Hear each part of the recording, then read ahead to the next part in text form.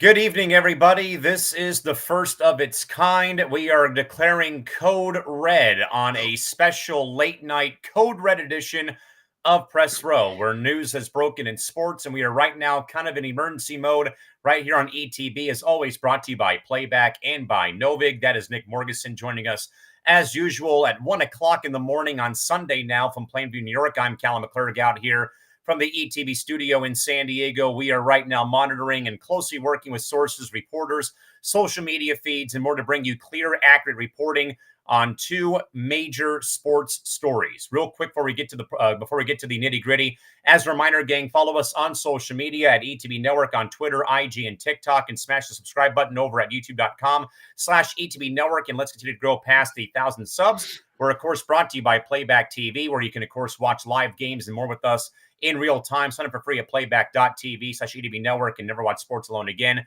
And also brought to you by Novig, where you're 10 times more likely to win in the long term compared to a traditional sports book because you're playing against real users, not against the house. Sign up today. Use our promo code ETB Network for exclusive sign-up bonuses, including a spend $5, get $50 back as well.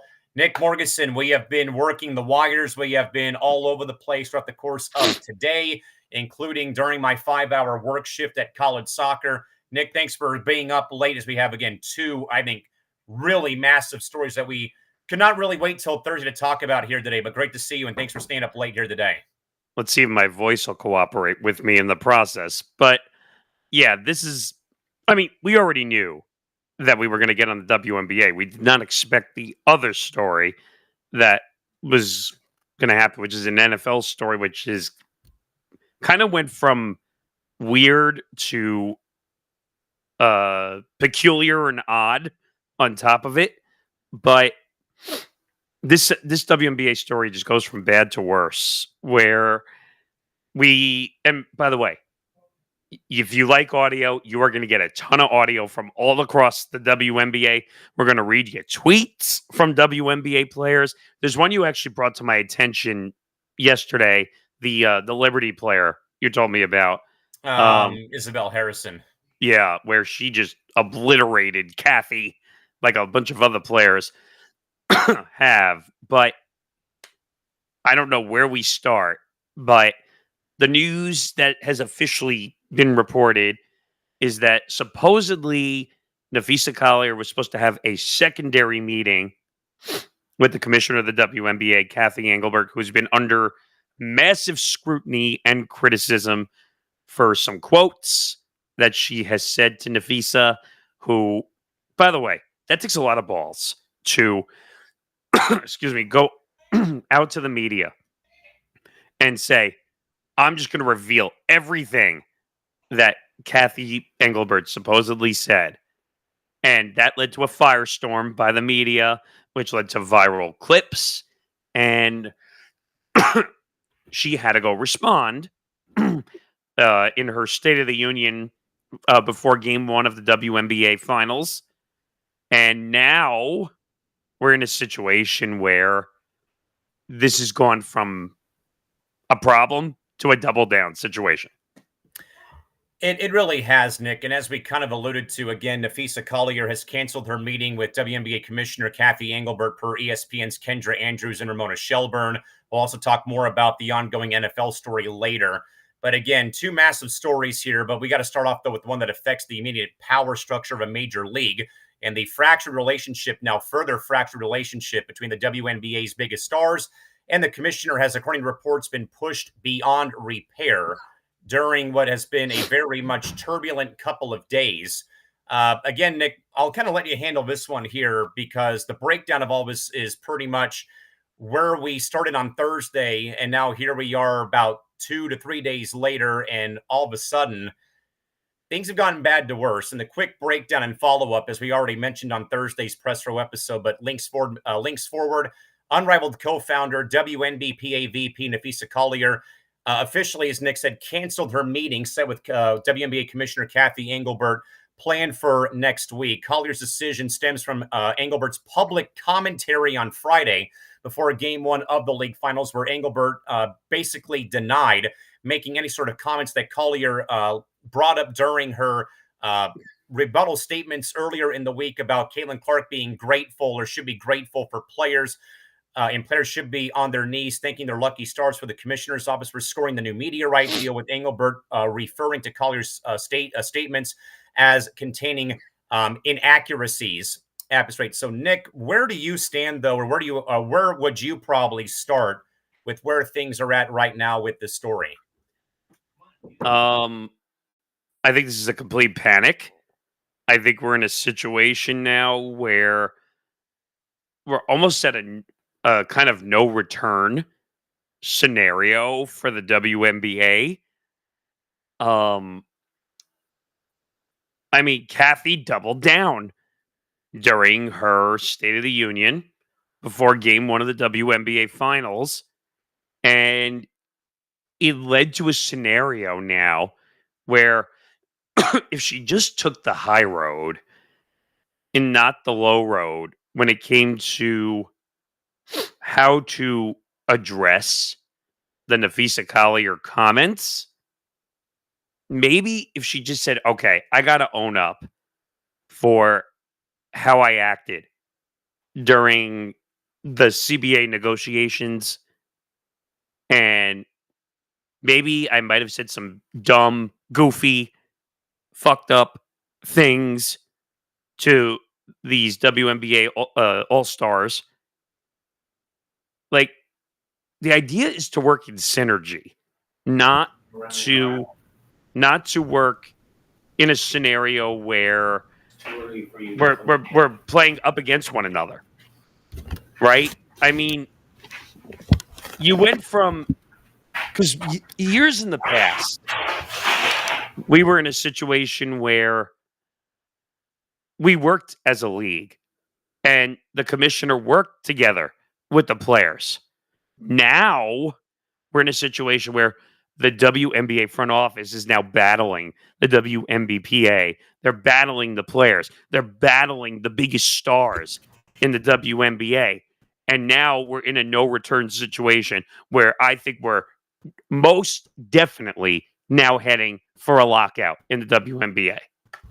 We are. And the fallout, of course, has been crazy, Nick. Again, we have been on top of this story for ever since Monday, when the first real news broke of Collier's commentary from the exit interview.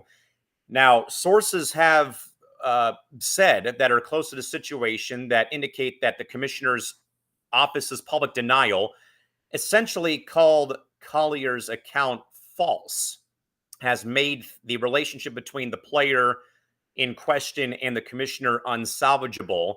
The plan meaning to hash things out is now officially off. I mean, Nick, as we kind of alluded to, though, on Thursday, as if the relationship between the WNBA front office and the Players Association was not kind of already on thin ice as it was entering the week. Now I think all of a sudden, as I kind of also touched base on Friday during the lead into game one between the Mercury and Aces from Las Vegas, was now it's like the Red Sea is parting. And now that there is a much deeper divide between the front office and the Players Association. And I think that this is becoming writing on the wall. This is becoming, again, very much a very, I wouldn't even say like an ugly divorce, but like a very, very just chaotic, out of control situation right now. And I really think now that with this meeting being canceled, that this almost feels like, Nick, a point of no return for both sides involved here. I mean, what people need to realize, and you and I have talked about this before, Napheesa is a VP on the WNBPA. And if she's not happy with Kathy Engelbert, what do you think that tells the rest of the league as a whole? That if she's pissed off, they're all taking words from her, not the other way around. Her and Stewie, and by the way, we're going to get into this because there is still a collusion problem involved in the WNBPA brass and Unrivaled. So that's still a problem. So I wouldn't say that the WNBA players are completely off the hook in this scenario. No way. People need to realize, number one, are the WNBA players being treated unfairly and they're not being paid enough? Yeah, they're not being paid enough. The amount of value that these women athletes bring to the sport is not being valued to the amount that they're being paid. Look at what Caitlin Clark is being paid. Okay. It's, I think over 4 years, she's going to make like 340,000 in Yes. 4 years. Look at the Cooper Flag deal when he came out of Duke as the number 1 overall pick. I think he's going to make like 29, 30 million. I think it's 28 million guaranteed year one, isn't it? Yeah. So think about that objective scenario where I think Caitlin Clark has way more popularity, way more ambiance, way more value to the WNBA than we don't know what Cooper Flag's potential value is going to be to the NBA yet. We already know that Caitlin Clark's value is there. And we're going to hear a lot from Kathy because Kathy is now walking back some of her comments, which I don't understand. And I don't know if someone got in her ear partially after the stupidity of that 6-minute State of the Union, if you want to call it. I wouldn't even call it a State of the Union because to me, a State of the Union would be like a half an hour, 40-minute address, and then Field questions. and I have some of the questions because the way she answers is atrocious. Some of the way she answers, but I think we need to take a step back in the timeline, and because I have tons of audio here, we're gonna go through it all. Let me find it. Here it is. But let's see. Chrissy said Kathy Engelbert is a bitch, one of the worst commissioners in professional sports. I don't think that's wrong. I don't know how to feel about that, but I mean, there's a lot of words you can say about her. I mean, there is, and there's also a lot you can say about, well, hey, she did get the media deal, or hey, she is adding 5 new teams in the next 2 to 3 years. Okay, that's cool and all. Like, I understand it, I get it. But also, when you have a player revolt, like almost a player mutiny go on, that's also not good. Again, folks, as a reminder, this is a Code Red. This is basically a special edition of Press Row. Again, we are following up on 2 really big stories. One, of course, that Nick and I have talked about on Thursday, but we're trying to follow up, add some more to it, because now, again, we have a whole new angle with this ongoing WNBA story involving Napheesa Collier's commentary about the league front office on Monday. Now to Kathy Engelbert's commentary before game 1 of the finals on Friday. Nick, we again have the audio. I believe we played part of this during the course of the lead up to the game on Friday. Let's once again hear from the commissioner, Kathy Engelbert, before game 1 between Vegas and Phoenix. It's great to be here. Good evening, everyone. WNBA Finals ready to tip off game 1. It's our 29th WNBA Finals. Exciting night here in Las Vegas as the Aces prepare to take on the Phoenix Mercury in the first ever best of 7 finals series. The Aces have been on a remarkable run from winning 21 of their last 24 games to pulling off an incredible overtime victory in a decisive Game 5 just earlier this week. And their season definitely has been defined as resilience. On the other side, you have the Mercury, a team that has embodied toughness, togetherness, and belief all year long to get here. So I think WNBA fans everywhere can feel it. This has the makings of a finals to remember. So congratulations to both teams. I want to take a moment to address some important conversations happening across the WNBA, including remarks made earlier this week by Napheesa Collier. First, let me repeat this. You saw it in my statement, but I have the utmost respect for Napheesa and for every single player in our league. Time out. Already. You have respect for Napheesa Collier and all the players in the WNBA. Do you? That's the first question I ask. Yeah, I mean, this kind of begins like I wouldn't say the pedaling back on the commentary, but I again, Nick, I think that any commissioner would probably say have this kind of PR written statement, though, saying in part that, hey, I respect the players, I want them to voice their concerns. I mean, because again, before the big bombshell got dropped today, Nick, we were expecting to hear something about there being a meeting of some type with the commissioner and Napheesa next week. That again is we are again reporting via two sources at ESPN, Kendra Andrews and Ramona Shelburne, that meeting is now officially off the table. If you're just now joining us here on playback, or if you are watching us live on YouTube, over at the ETB Network YouTube channel. But Nick, more importantly, okay, that's kind of like that right there for me is a nothing burger, just for the sheer fact of like it's the same thing. Like, hey, there's respect here or there, but that's just the opening salvo from the commissioner's office on Friday. The reason I stopped there is because that already loses credibility, saying that she has respect all for the players and Napheesa. If you did, you would not be doubling down on every statement saying that I never said this, I didn't do this, and I have to defend myself on this. Can you just admit you did something wrong? Is it that hard? You're not running the league well. Just admit it. Exactly. Let's continue. They're at the center of everything we do.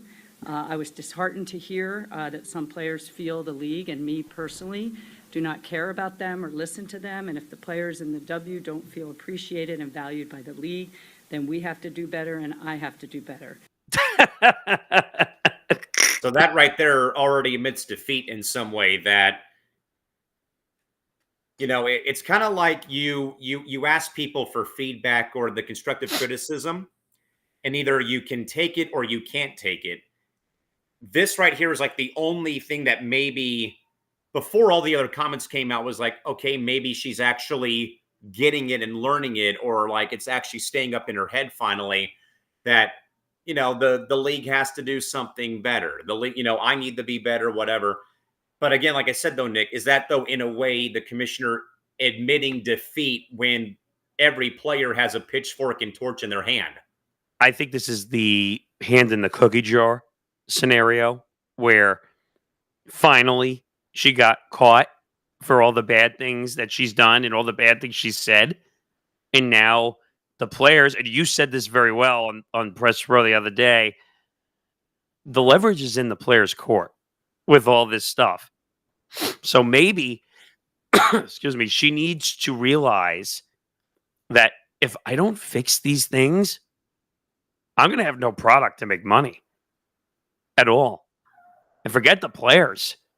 What about the league and the operating costs of it itself? Yeah. And the players are all going to run off to Unrivaled. They're already doing it now. And I was kind of surprised that Caitlin Clark kind of turned away from Unrivaled for the second straight season. Because I heard that there was like a Ronaldo type offer coming to her where it was going to be like 7-figure money and ownership. But there are already players that I think have ownership in Unrivaled. That's part of the deal that they get for going over, which is kind of cool in a sense because it gives them kind of a skin in the game or incentive to be part of Unrivaled. Yeah. But I just have a hard time trusting anything Kathy Engelbert says at this point. But let's continue. We know how great these players are on and off the court, how much they mean to our league, our fans, and our communities. If they don't feel that, I will do everything I can to change that. No one should ever doubt how. Really? You're going to do everything in your power to make sure the league is better. Okay. And I if you remember what I said to you the other day, if she really cared and was going to do everything in her power to make the league better, give all your players a 15 to 20% raise right now. Do something different. I mean, again, just the whole PR stunt here that she's painting is just it's becoming more and more infuriating as we keep listening. But let's continue. So let's listen because there's more to this. Deeply I care about this league, this game, and every single player who makes the WNBA what it is. So we value feedback, we listen to criticism, we remain committed to engaging in the difficult but necessary. Wait a minute. Hold on. You value criticism. You value criticism. Do you? Do you value criticism? You most certainly do not.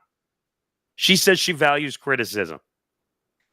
Okay, so if you're telling me that you value criticism, then why eventually do you have to drag your family problems and family situation into your response? Well, see, and I'm glad you brought that up because when she claims, "Oh, I never would have told uh, the stars of the WNBA that they get on their knees and be thankful," because she said, "Oh, I have kids." Well, yeah, there's an issue here because she claims she didn't say it, but I don't think Napheesa would run to the media and lie, right? No, why would she? What does she have to gain as the VP of the WNBA or WNBPA? Yes. What does she gain from lying to the media? Nothing. Absolutely nothing. So someone is lying here. Someone's lying. We have to get to the bottom of who's lying right now because my gut is telling me it's not Napheesa, No. and Kathy's talking out of her ass partially. Agreed. Conversations that ultimately make us all stronger and better. As it relates to officiating and gameplay on the court, we hear the concerns, we take them seriously. Our game is faster, featuring more talent, and the game is more competitive than ever before. And with that evolution, game rules, interpretation, and officiating has to keep pace. Every major sport goes through this. Rules evolve, officiating adapts, standards shift. Alongside the growth of the game, the WNBA is no different. At the conclusion of the season, as we do every year, the league's competition committee will meet to evaluate the state of the game, which includes game rules, officiating, and player safety on the court. The Players Association and players, as always, are invited to engage. Really? Now you're saying that? Yeah, where was that earlier in the season? So now after the shit hits the fan with the CBA negotiations, now, Kathy, before game one of the WNBA finals, you're going to say all the players are now allowed to come to the table for rule changes? When the Again, player... where was that earlier in the season? Or where was that when you would be negotiating in not so good faith, where players were calling all of the CBA negotiations slaps in the face? And what about when you and I were watching game one? What was the one complaint we didn't want to see in the games? Whistle blow every 30 seconds. What happened in game one? The whistle blew every 30 seconds. That's not basketball. That's your pickup game at the YMCA, where they blow the whistle every 30 seconds because they're afraid of people who don't play basketball hurting other people. But this whole thing is a joke that she's now inviting the players to the table, finally, after all the damage was done already through the CBA negotiations. Now you're going to say, "Oh, you can come to the table now. The season's officially over. We'll make rule changes."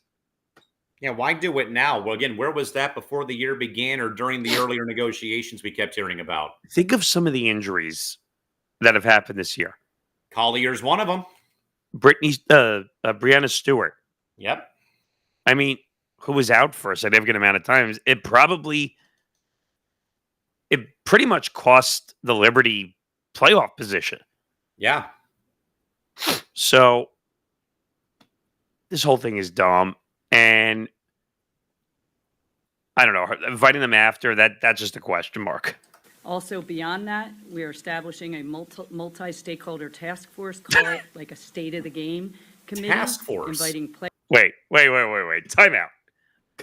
Wait, are we starting a task force or a HOA, or are we trying to start something else for this league? I don't understand what we're trying to do here. This sounds like a bad version of the L2M report, for crying out loud. I Pretty mean, much. A task force? Give me a break. what is this, government politics, or is this the WNBA? I mean, a task force? Yeah, is it pro sports, or is this the local HOA? Player voices and other stakeholders to that table to ensure that our officiated platform evolves in step with the growth of the league. Hold on. I forgot to ask you this too, because they're talking about officiating. Tell everybody about how the officiating gets trained. In the NBA G League. So I don't want to hear fucking excuses that the officiating is having a hard time. Okay? Help me out here, because maybe I'm not getting it, but if they're training the NBA G League, there should be no issues with officiating. Right? There shouldn't be, because they're underneath the NBA umbrella. Now, I think maybe the only problem I would have is that you're taking referees from the G League to the WNBA, which plays 10-minute quarters. They still play the game like it's regular basketball, because the G League does have some gimmicky rules. Like, a rule I actually do like is 1 free throw for 2 points. I actually do like that. But even then, though, it's still basketball. But I don't know, Nick, and I think I brought this up on Press Row, I think last week, where I said, what could the league do? And this was obviously before Collier's injury and before the commentary and where we're at right now here on Code Red, is what could the league do to make the officiating better? Obviously, I brought up about, do they need to have better training seminars before the season begins?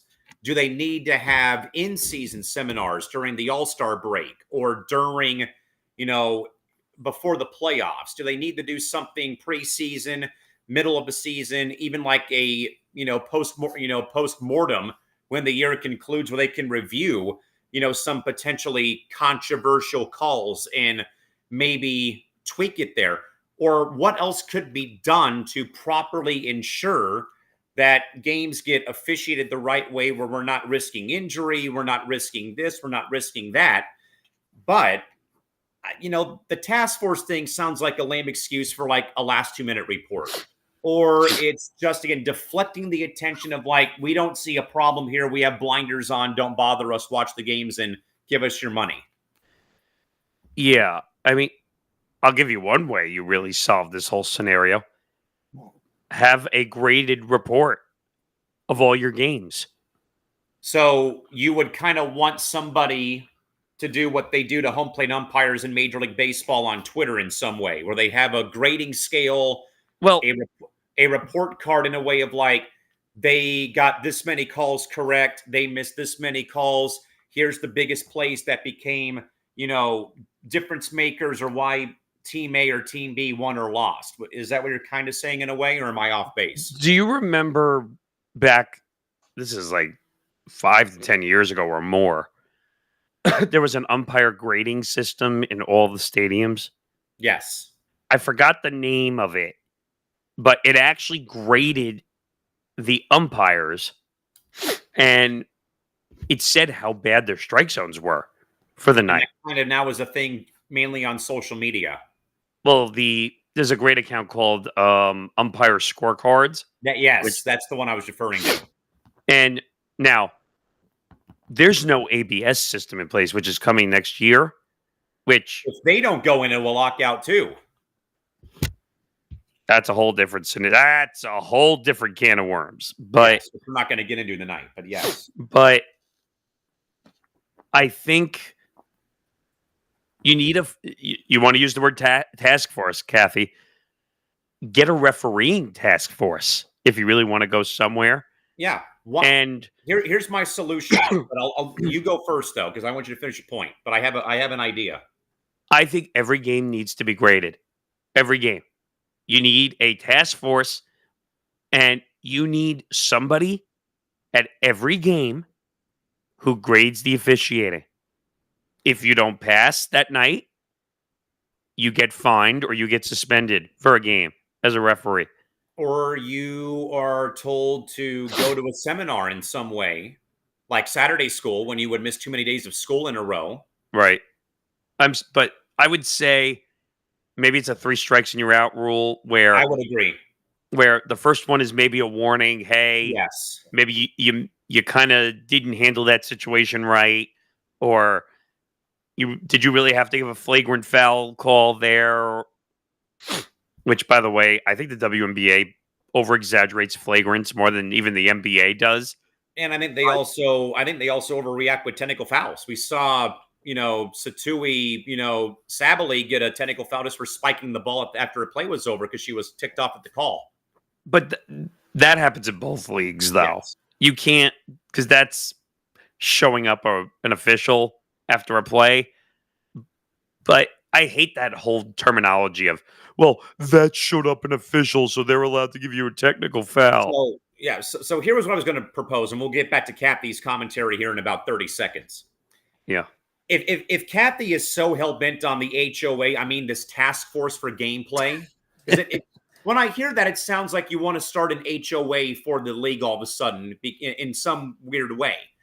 But here's the proposition I want to present. Why not, in a way, Nick, carry a fourth referee on crews that could act like how baseball has the umpire rewatching replays on certain plays?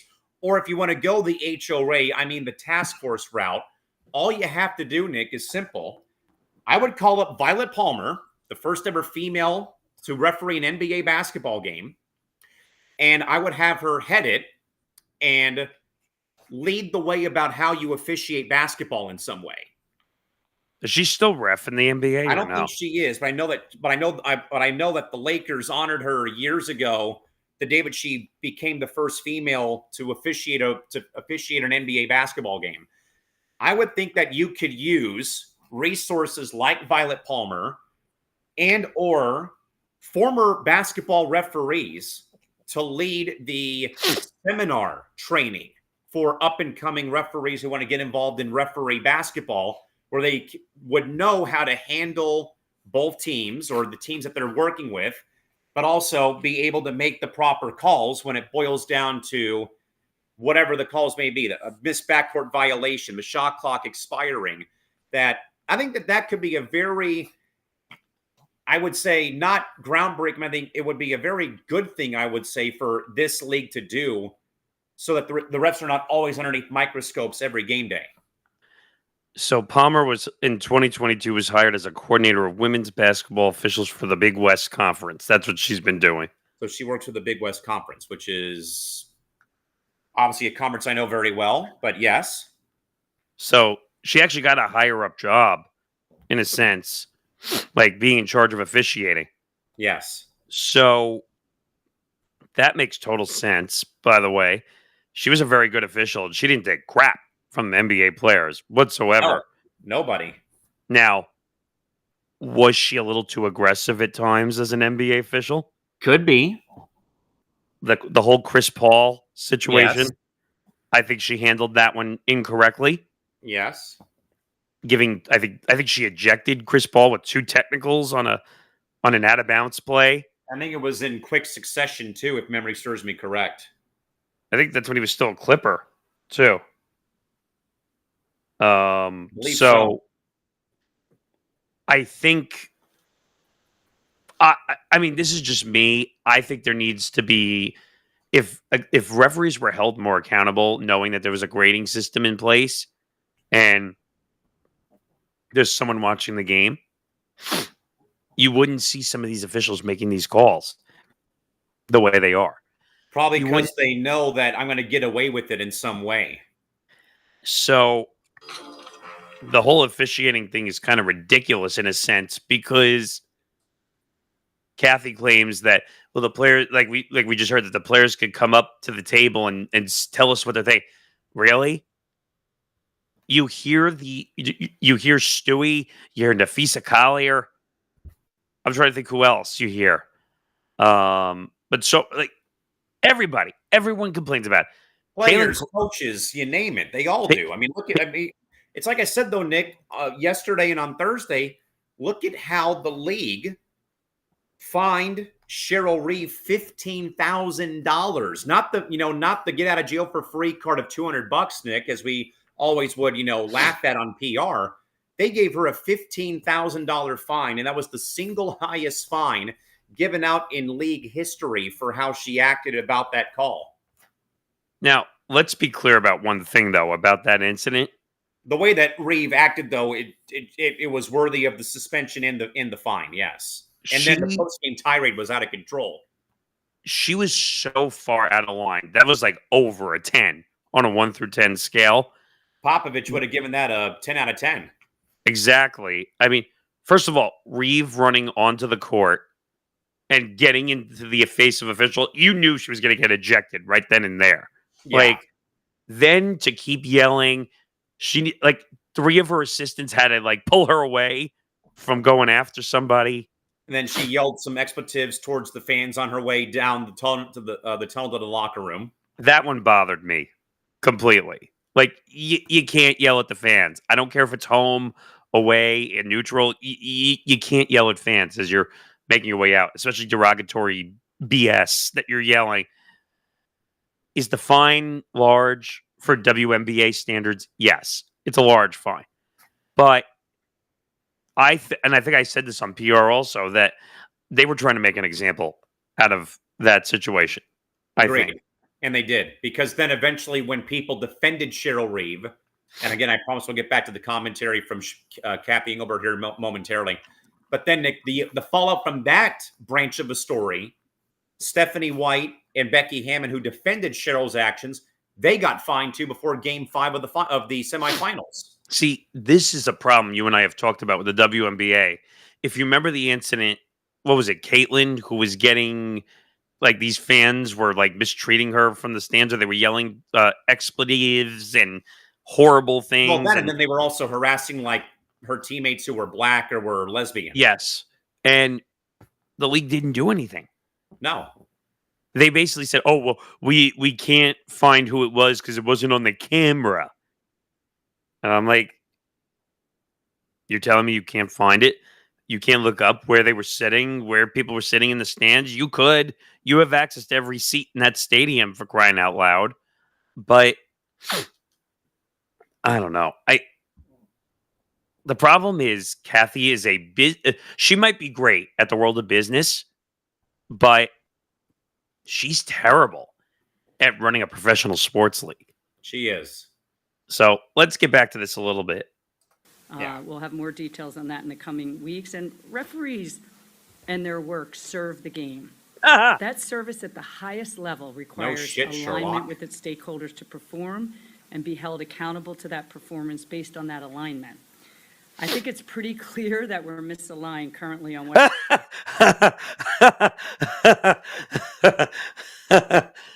Yeah, you're screwed if you're chuckling while you're reading off the prepared statement from the league front office. Sorry, I had to laugh at that one because you're misaligned. No shit. Really? If you didn't know you were misaligned, then we would have had a whole different issue. Yeah. As a league. I mean, okay. What our stakeholders want from officiating. We have heard loud and clear that we have not lived up to that needed alignment, and that attention and change is needed to serve the WNBA to the level. Yeah, go ahead. Admitting defeat for the second time in this press conference. Right, but she still doubled down later on. Still, though. So are you admitting defeat or are you doubling down? Which way are you going to go here? Well, apparently she tried to go both ways. Level of excellence that is not currently being met in the various stakeholders' eyes. There are no greater stakeholders than our players. Wait, whoa. Hold it. Time out. There's no greater stakeholders than our WNBA players. I'm sorry, what? Huh? You're going to tell me that there's no greater stakeholders in your place? Then why do you treat them like garbage? No kidding.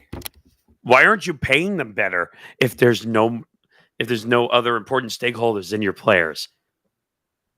Why are they making less than $400,000 in a 4-year contract? Because no one watches their product. Well, we all know that's a lie, but you just signed it. have proof that they lost $50 million. Oh God, don't even get me started with that one. We can talk about that later on, but Voice is integral to the alignment that is required for good officiating, and we look forward to including their perspectives on how our staff can better serve the game moving forward.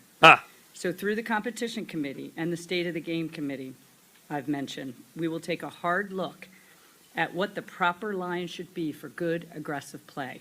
I'm out. This was the thing I had an issue with, Nick, on Friday and Thursday. Hearing that commentary about that we need to somehow reassess physical play in the game of basketball.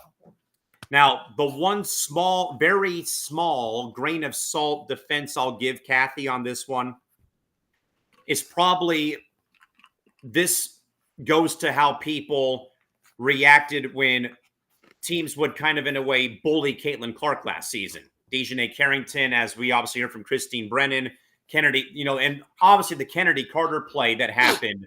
Angel Reese. Then Angel Reese this season did it early in the year as well with, almost running to clothesline her and had to be held back by teammates with how she wanted to run up and clothesline like it was WWE. And no flagrant either. Yeah. And the thing, though, that really made me chuckle, laugh, and get a little ticked off about on Thursday, hearing about this. Do I need to remind people that Commissioner Kathy Engelbert was a Division I women's lacrosse player in college? You mean to tell me that lacrosse didn't have physical play at some point in time? And I think, Nick, where basketball is gone now with how often teams now, if they're not shooting the 3-ball, driving the paint. I'm sorry, but charges and blocking fouls occur. You're not going to tell somebody to pull the parachute before they get to the rim to not take contact. Give me a break. This is getting ridiculous. Like, basically what Kathy's getting at is they basically want players to stand around like robots and not absorb any contact. I mean, hello? Can you imagine if this was the rules in the 90s in the NBA where if you knock somebody over, you rub some dirt on it, you got back up, and you continued to play? Can you imagine if the Michael Jordan era was around for the NBA and the WNBA today? Like, oh, goodness, it'd be out of control. Can you imagine, like, the whistle not being blown every 30 seconds like it is in the NBA and WNBA today? No back kidding. in the 90s? Like, this is the problem. The WNBA has become soft. Agreed. And I hate saying that because people are going to say, oh, well, you hate the WNBA. And guys, we have a partnership with a platform that carries WNBA games. You and I probably watch more WNBA games than most people do. Agreed. So this is not coming from a standpoint of offending the league or the women that play the game.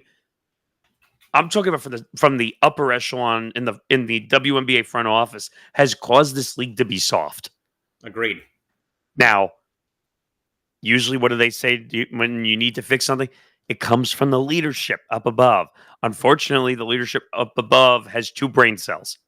Which, more importantly, Nick, ties into Napheesa's commentary from earlier in the week. Best fans, best players. The game is at an all-time high. Worst leadership in the world. Direct quote from a star player in the league on one of the best well-run franchises in the WNBA, who, collusion or not, began a new league to give players a way to stay domestically, not have to go overseas to make money to play the game that they love the most. And here we are talking about a soft commissioner's office. And by the way, they handled that Brittany Griner situation terribly. Also, agreed. They did. Same front office, by the way. Same commissioner. Okay? And she could not figure out how to get Brittany Griner back from Russia at all. The government had to step in to get her back. What does that tell you? Everyone laughs at the commissioner's office at the WNBA. And I hate to say this too. The reason the WNBA sometimes gets a bad rap is because of the person in charge. Yeah, and I've sat through some great WNBA presidents in my time. I think Donna Orender, who was the commissioner president in 2008 when Candace Parker got drafted, I thought that she had done some great things. I thought Laurel Richie had done a couple of great things when they kept the Sparks in Los Angeles in 2014 after that whole ownership situation happened. Lisa Borders didn't really do a whole lot to really move the league in the right direction. Though, again, I can say, though, that though Kathy has tried and where she's going right now with adding new markets, that's fun. That's all fun. That's great. That's awesome. Glad that we had Golden State join this season, Nick.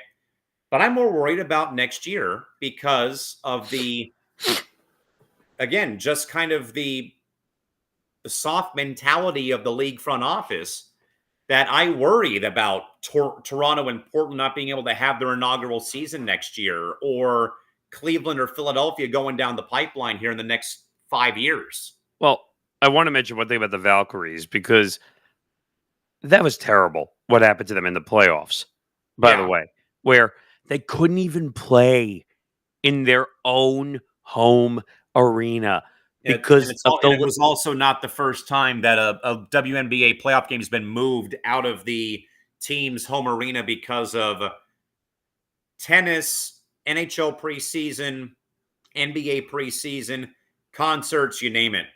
And I think I said this when we talked about it, was I had a massive issue with the fact that NHL preseason took precedence over a WNBA playoff game. A stupid tennis tournament. And by the way, I played a lot of tennis growing up. I love tennis, but you're going to tell me that the Laver Cup is more important than a WNBA playoff game? That's what you're going to tell me. Come on. These are the best. Supposedly, this is supposed to be the best women in the game of basketball, and it's playoff time. It's their time of the year. Okay? And you took on a freaking Laver Cup, which supposedly paid a lot of money. And I get it. You're supposed to have other events because the WNBA doesn't fill up the whole year. But you're going to tell me that the Laver Cup is more important than a Valkyries playoff series? Oh, $38 million. Okay. And you were the first one to tell me, and some other people told me that too. I could give two you know whats about how much money it is. Okay? It's your own freaking tenant in your own building. Let alone the fact inaugural season team getting to the playoffs. If you're not named San Diego FC or the Valkyries, you're not getting into the playoffs in year one, and yet both teams did. I mean, I think the example I used, but you explained to me it's a little different because it's a different sport and they have their own arena. But I said the Vegas Golden Knights. Yeah. Now, you were right. It's a little different because they had their own arena in Vegas. But I think that would have been an issue if they were not their only team there. Yeah, that would be an issue before we move on to catch the rest here of Kathy Engelbert's comments. Again, folks, thanks for hanging out tonight on this Code Red edition, basically a follow-up episode of Press Row.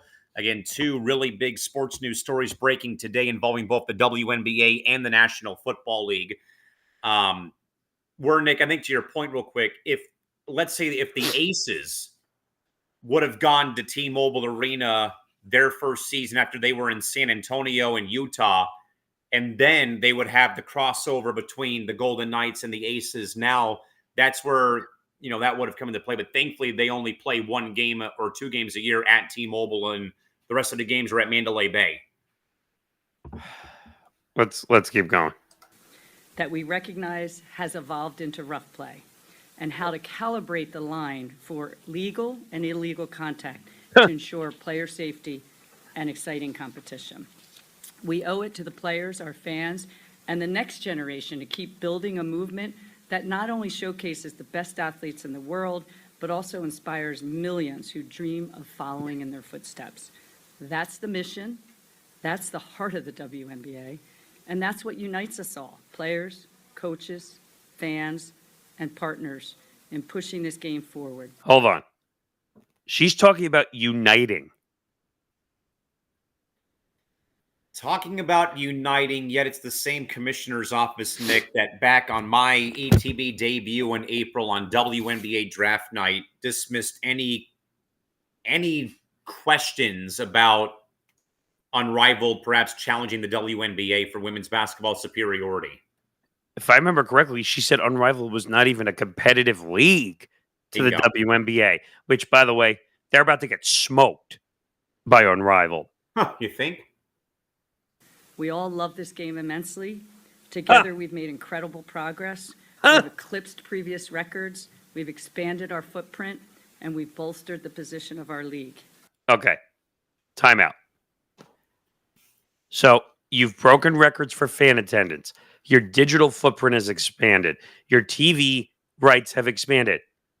Kathy, you're missing something here. Why is all that expanding? Because of the players. Thank you. Bingo. Kathy's a little thick-headed when it comes to value that the players bring. And think about it. You think USA Network comes to the table if it's not for players like Caitlin Clark, and I hold my breath when I say this, but Angel Reese and Paige Beckers, Brianna Stewart, and so on and so forth. So many names now, but those are the ones that come to me at the top of my head. You think you get these deals without Caitlin Clark being in the league the way she is right now? No way, no how.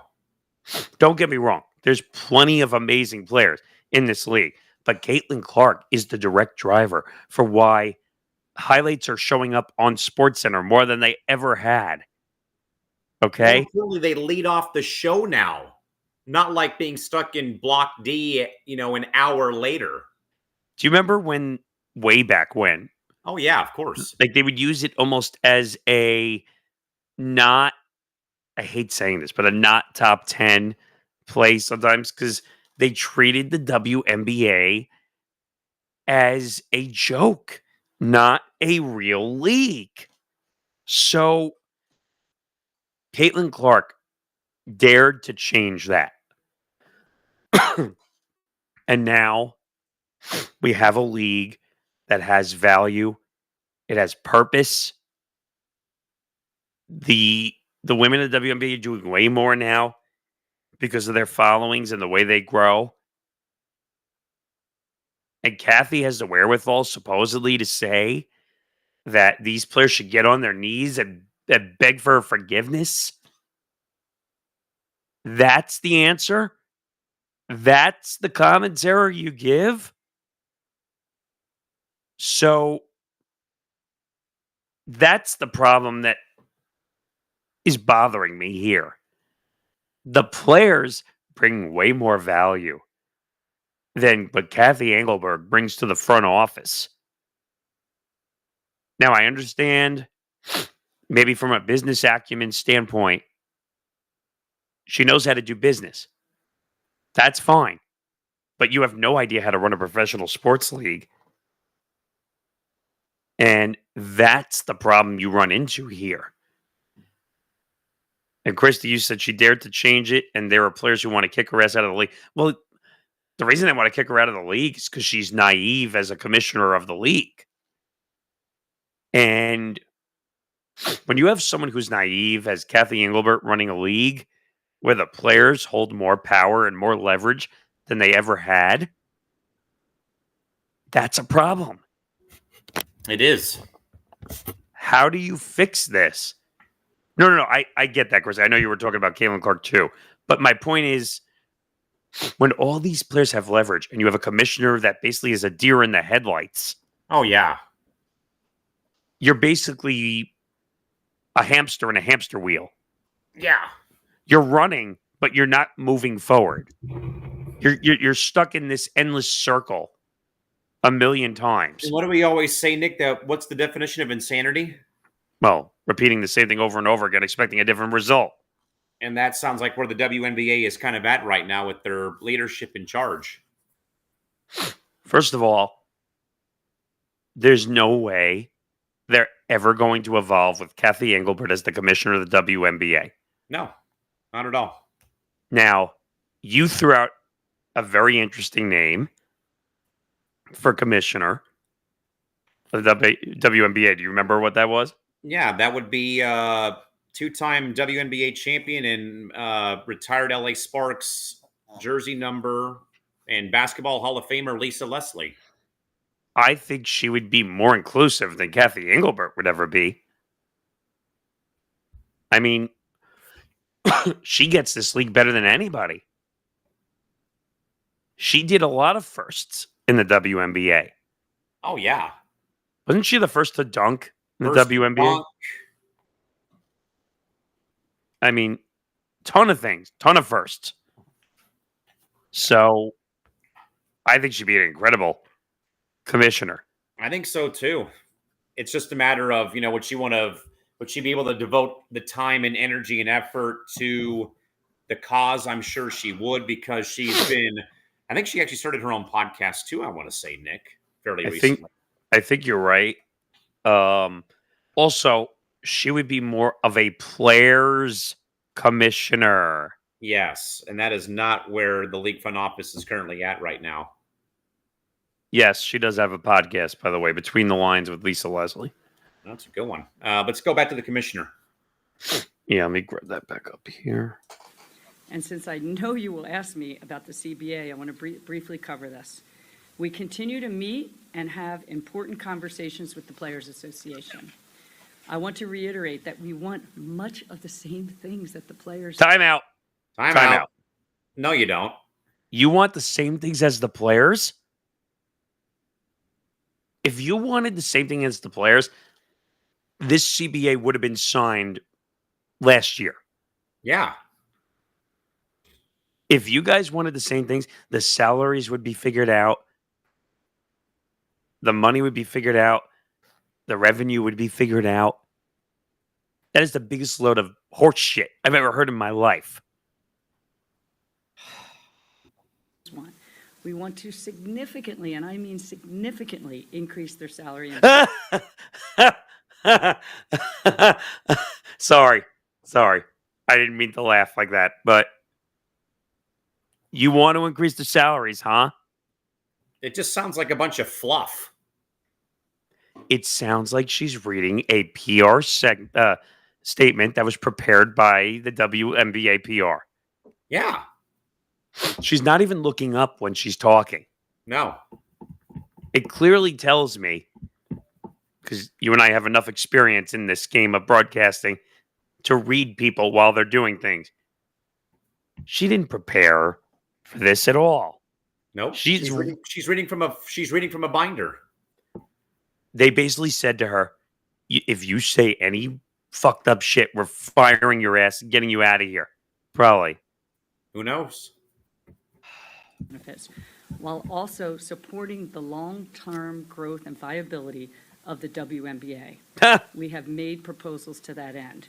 We have been meeting regularly throughout the summer and playoffs, and we will continue to negotiate in good faith until we get a transform. Wait. Stop. Wait. This is the thing you said. Go ahead. Say it. What is good faith? First of all, the definition that I think of as good faith is when a deal is up, you continue to work because you believe you're going to get a new contract, and eventually it happens. Well, that hasn't happened. No. And you're probably even worse off in a scenario of a lockout. Yeah. So, good faith my ass. Please. What is good? I'll ask you. Your definition of good faith is what? When nothing comes public about how bad the offers were. Usually. But I'm saying from a standpoint of like a contract negotiation, what does good faith mean to you? Man, it could mean a lot of things. What would you say? It means you're willing to continue working without holding out. That's really what it technically Yeah. means. Now, this is a little different because players have contracts Yes. on top of these CBA negotiations. Same way I look at Major League Baseball when they lost some games. Right. I don't know if they lost money for those games. Do they lose money for those games? I don't think so. I think because they ended up playing the games, I don't think that they lost money off of it. So the players don't lose money. It's the owners that lose money. Correct. When, like I said, why do you think Major League Baseball owners were bitching and moaning when the season went from 100 games to 60? Right. We can't lose games. We can't lose games. We're billionaires, but we're desperate for money.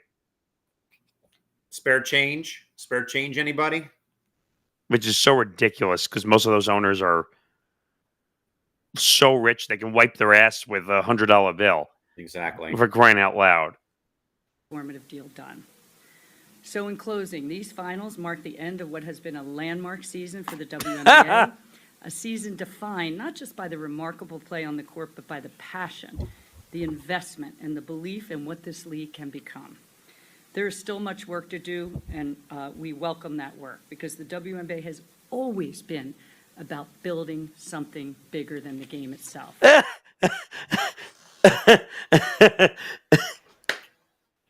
Sorry. Like, she said they want to build something bigger than the game. Really?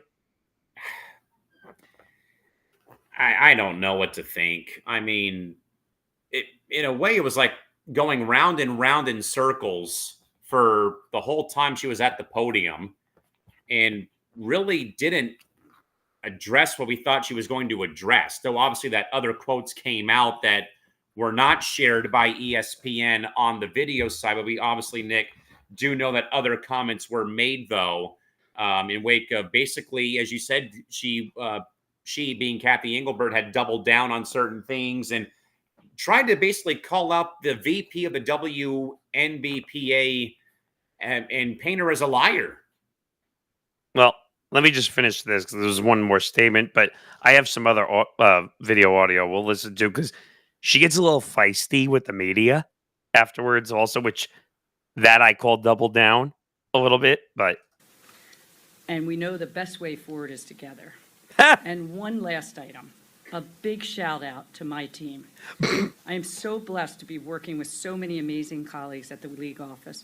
When I came in, we had very few people working in the W. Now we have hundreds working tirelessly on behalf of the league and the players, and thousands if you include the teams. I have so much gratitude in times like this for how great our team is and how hard they work. They are the best in women's sports, for sure, and they have shined over the last couple of years. Yeah. So it's not the world's smallest violin. It's more the fact of why is this even relevant and how does this even pertain to where we're at with where negotiations have gone. Again, like I said, this commissioner talked in circles,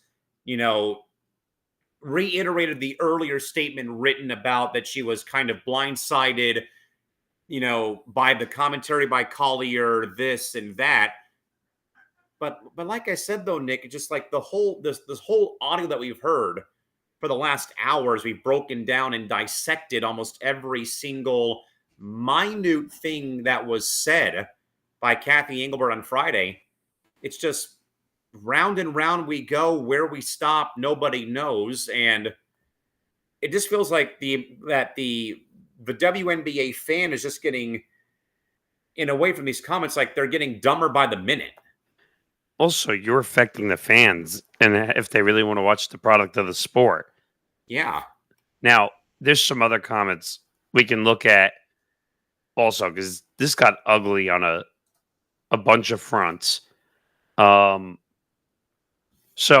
during the pre-show, which you and I watched before the game, Shanae Agumike, who's not afraid of strong statements whatsoever, had some interesting things to say, and I'm going to pull that up so you can see that too. Which, as a disclaimer, Shanae's sister Nneka is the lead president, Madam President of the WNBPA. But here is Shanae's commentary with Malika Andrews and Andrea Carter from Michelob Ultra Arena before Game 1 on Friday.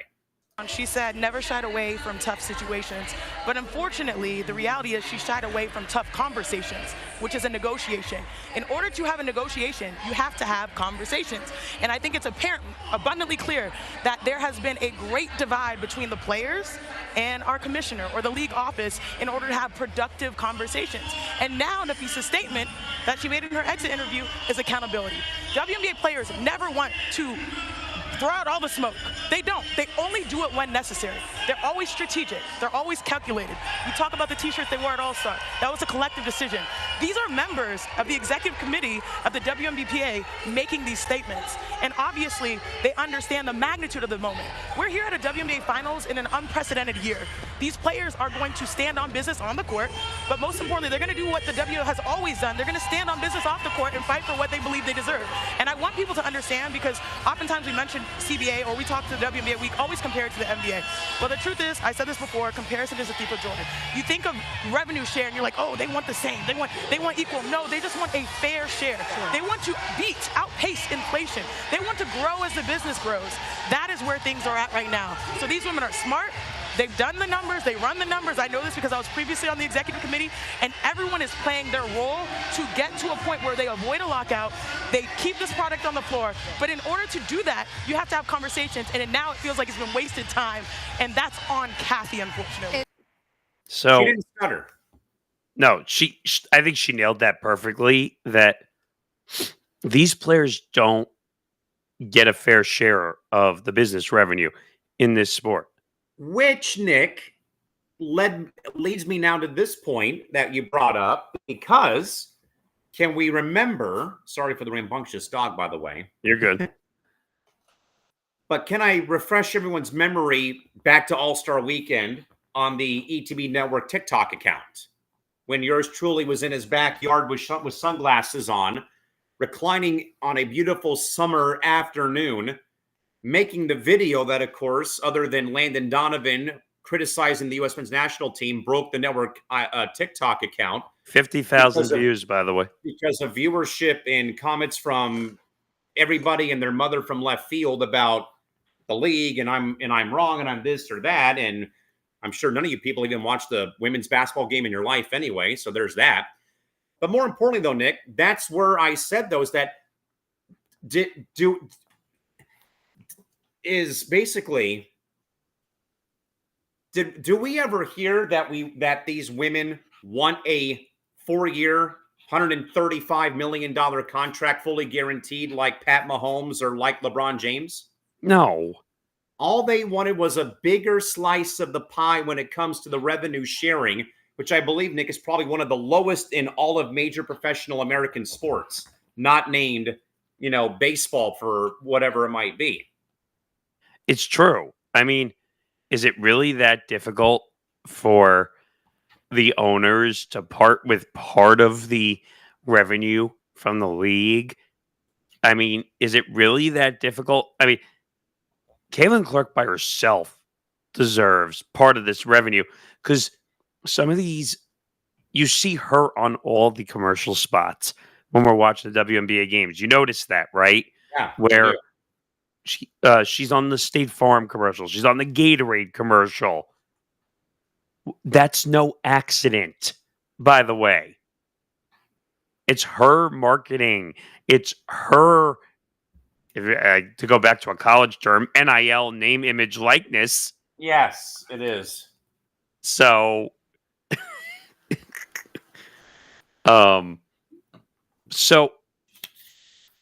I don't know how you fix this problem, though, because the owners don't see it.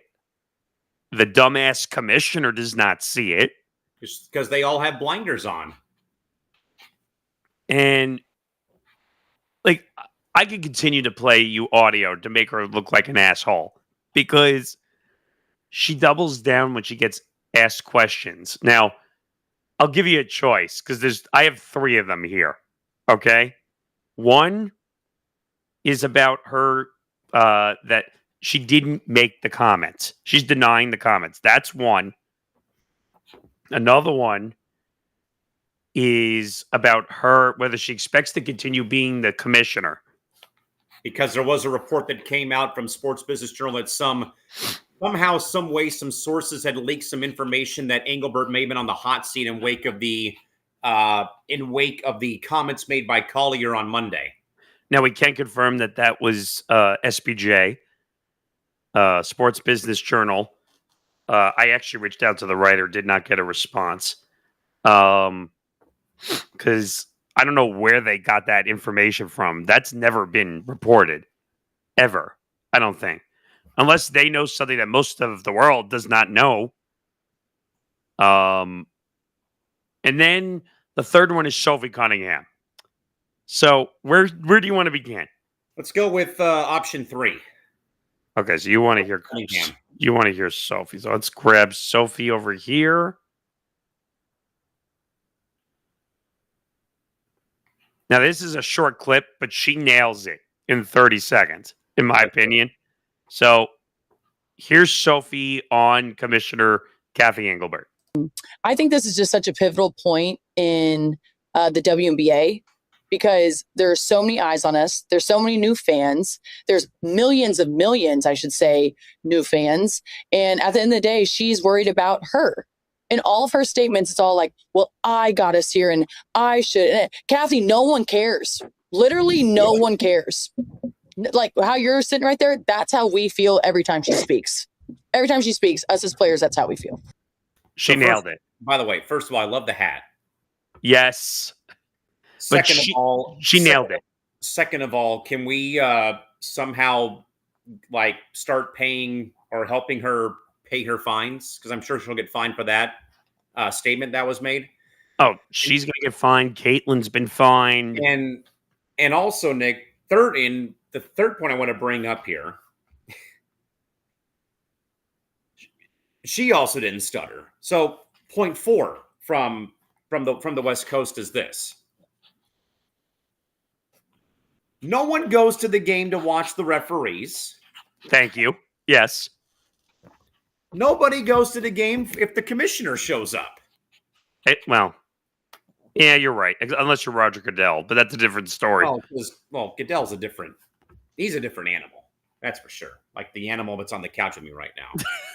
But other than the fact she's going to get fined, this again, Nick, just goes back to my point, though, from this past week about how, again, I don't ever recall, though, Nick, ever seeing any kind of professional sports league player union or association ever be as vocal and outspoken as we've seen Collier, we've seen players on social media, retired players, former players, current players, obviously, and them not being afraid. Okay, you can mail me that stupid ass $200 fine, but it's not going to take away how we feel. And the fact that she said that how we're sitting right now, that's how they as players feel whenever the commissioner opens her mouth. I know. I mean, I don't know what you do here because the top players in the WNBA are telling you, hey, you're doing a shitty job as the commissioner of the WNBA. Fix it or we're going to get your ass out of here. Here's the problem, though. Who controls the commissioner of every sport? Owners. The owners pay the commissioner. So if the owners don't want to make the change, the players are out of luck.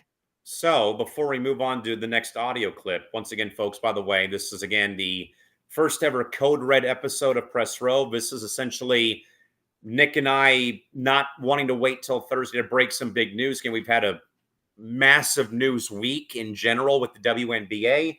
Again, we're rehashing from Monday. Again, Napheesa Collier post the Game 5 loss to the Mercury, along with her injuring her ankle on a potential foul call that wasn't called. With her 4.5-minute long prepared statement, though, at exit interviews, given to the media, essentially with her as league VP of the Players Association, co-founder of Unrivaled, again, scorched earth against Kathy Engelbert, and then days afterwards, so has led to coaches backing her, every player in the league in some way backing her, fans across, the entire league coming together in a way to back the players as well. And we just heard from Sophie Cunningham, too, in her 30-second snippet there, which will be a fine again, as we already said. Nick, dealer's choice, where would you like to go next? So we have two choices. We could talk about her denying the statement, or we could talk about her as denying the report about being the step down. Let's to further where we're at. Let's go with the second option, which is the commissioner. Is her time as commissioner perhaps running out? All right, make sure I grab the right one. Okay, so this is someone asked her, I think, essentially about the SBJ report, and this is what was said. I think that the growing sentiment around the league, right, is that players, they feel that the right leadership isn't in place right now in the league office. So do you feel that you're still the right voice and expect to continue to be commissioner beyond the CBA? I certainly, that's another inaccurate statement out there that everybody reads and takes clickbait on. Obviously, I've never been a quitter. Hold on. Number one, never go after a reporter and call something clickbait. Number one, reporters and journalists have a job to do every single day. They work very hard. Is every journalist perfect? No. And we know that for a fact. Look what happened to the guy in Indiana who got in trouble for obsessing over Caitlin Clark. Greg Doyle. This was a very factual question for a report that was out there, and she was looking for a response. That was it. There was no need to call it clickbait. No need. Right? Yeah, I mean, why would you? Again, this kind of went back to your earlier point, though, in hour one about are we really going to sit here and say that a player in the league as high-ranking and respected in the league as Napheesa Collier would be lying about what the commissioner told her to her face during All-Star Weekend or down at Unrivaled in Miami over the offseason? Well, that's the last piece of audio we will get to, but let's continue to hear the clickbait sentences from Kathy Engelbert. Year, actually this month in business, never been a quitter, never shied away from tough situations. I think leadership, the cream always rises to the top. I've always been someone who believes in the fact that if there's things we need to fix, we're going to fix them. If there are things the players have a perspective on that they don't like that we're doing or I'm doing, we'll fix them, Malika. Time out. Right there, you've already answered your question in a way there, Commish. The players have a problem with your officiating crews, and yet you didn't do one damn thing about it. Or they don't like the way you're running the business. They don't like the way the revenue situation is being handled. But so far, you haven't done a damn thing to fix it. So I think there's a point in time when obviously there's a lot of, and I said emotion, passion, whatever you want to call it, about what's going on right now. The league has grown enormously over the last 5 years. Okay, we're focusing on the wrong thing. I'm getting tired of hearing about the growth. I've already mentioned it twice within the last 2 days. Yes, we have more teams coming, but again, that future right now is very much clouded because we are now, per the phone in my hand right now, it still says October 4th, 2025 on the West Coast. That means we are now, let's see, quick math, 27 days. 27 days away from the lockout actually hitting. I'm tired of hearing about the growth. You realize that's a crutch now every time she says it, where she's trying to deflect the media away from the CBA negotiation issues that the two sides are having by saying, oh, look, we're expanding to Toronto and Philadelphia. And what's the other one? I forgot. Detroit. Like, okay, that's all well and dandy that you're expanding. That's great for the league. That means more players can play in the league. But right now it's borderline, not even borderline. Right now it's irrelevant. We don't give a crap right now. Focus on the here and now. What happens if you don't have a league for those expanded teams to be in? Yeah. You're going back there for no reason, essentially, once that comes around. Let's continue. Years. It's incredible what these players have done day in and day out, and they deserve all the credit. But as I said, Timeout. But you won't go to bat for them, though, and give them more money. This is the first time I've ever heard her say, let's give credit to the players. You notice that, right?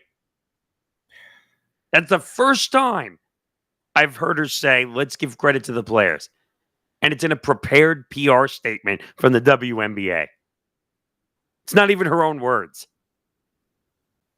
Staff and the staff of the teams and the owners in this league have made tons of investments to get to where we are today. And so I'm not going to shy away. I'm the commissioner of this league, the leader of this league. I think we've accomplished a lot, but we have a lot more hard work to do. There's so many more things we can do together, and I hope that the players see that. And I'm certainly, looking forward to meeting with them in the offseason as we get to the next level, especially with so many great things that are going to happen in the offseason. Okay, that's the end of the statement. But how many times are you going to say, Commish, that we're going to meet in the offseason to fix the issues? How many times? More importantly, Nick, as you brought up, though, and I think we have one more piece of audio from Kathy that we'll listen to here in about a minute or two. Yeah. Because you brought the point, though, about that the owners have the final say of who runs their league. Because now we've had so much player blowback from Fee, then it's trickled down to the rest of the league in some way. As I said, we've had active players. We have had Elena Deladon, a 2019 WNBA champion, voice her concerns. We have had, other players do so. How much longer, though, Nick, until there is... Okay, out of the 13 owners, let's hypothetically say, Nick, that they call a similar meeting like we're having now, where it is a emergency style episode for them. An all hands type meeting? An all hands meeting of, okay, the players are now severely revolting against the commissioner's office. Out of the 13 board of governors members, whoever it would be for the WNBA. Which are the owners? Yeah. Which are the owners. What do you believe would be the number they would have to reach to vote upon to remove Kathy from her position of power? Because I kind of feel like, though, Nick, and I know that we're not there yet, but let's say, though, that we get to that point in 27 days when they kind of begin post-mortem after the lockout begins. If they begin to try to perhaps have civil conversations and not be like the PGA and LIV golfers, as I said on Thursday. Boy. Would you, though, expect there to be enough ownership? So actually would be, Nick, the 15 teams. If we actually look ahead to next season, I would guess you'd have to get at least eight on board so to vote in favor of getting rid of Kathy Engelbert as commissioner. So I'm trying to look this up as we speak. So for the voting process, a majority of owners is typically all that is required in professional sports leagues to remove. 2/3? So, 2/3. So that would be 8. At least 8 or 9. That would be 2/3. Because you said there's 13 owners, right? So if we were to go to the 15 team next year, they're saying for 2/3 vote, Nick, it'd have to be 10 of the 15. That's right. Yeah. I think you could seriously get that. I think you could. I'm trying to think which owners would oppose, Because right now, this CBA and this commissioner is in favor of the owners. Yeah. So I know, and this is, again, folks, just hypothetical. I would think, though, Nick, the first two who sign on, Joe and Clara Sy, I was just thinking that myself. Yep. Mark Davis and Tom Brady in Las Vegas. Because let's remember, Nick, what this commissioner's office nearly did to both of these teams in the finals 2 years ago. Oh, yeah. It's a good point. I didn't even think about that. So there's at least two right there. Would the Ishbias in Phoenix perhaps do that? Would Magic and Mark Walter with the Sparks do that? Would Hoops 10 in Seattle perhaps be in favor? Would it be I could see new expansion owners being part of that Goldman State and the Lakers? because they're all for change since they're new owners. So I see all the expansion teams jumping on that. I mean, I think this league could easily get 10 on board. Now, what usually happens in an owners voting situation is they all get together, which is kind of a form of collusion if you really want to think about it. I do have one thing that might hinder this a little bit, though, Nick. Yeah. How much would the NBA have to say about who's the commissioner of the W? That's a good theory. I didn't even think about that. But Because if they do blow out Kathy, who's not to say that Mark Tatum becomes the interim commissioner until they find the new one? oh god, I hope that's not the case. I have to look up because the NBA has an ownership over the WNBA. Yes. So I want to look that up really quick as we're talking about that. Nick, you do that. I want to make sure that we still fulfill some commercial obligations. As a reminder, everybody, this is the first, hopefully not last, edition of the Press Row Extended podcast. This is called Code Red. Again, we're breaking down a couple of big stories. But as a reminder, though, every ETB show is now powered by Novig, America's #1 sports prediction market. Available right now in 35 states, including California, Texas, Florida, Georgia, and New York.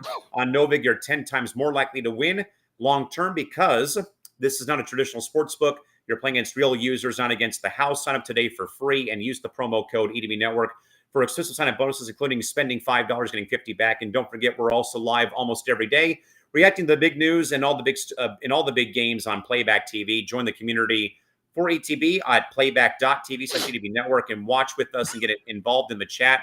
It is the best way to watch sports, and you will never watch sports alone ever again. All right, so I looked it up.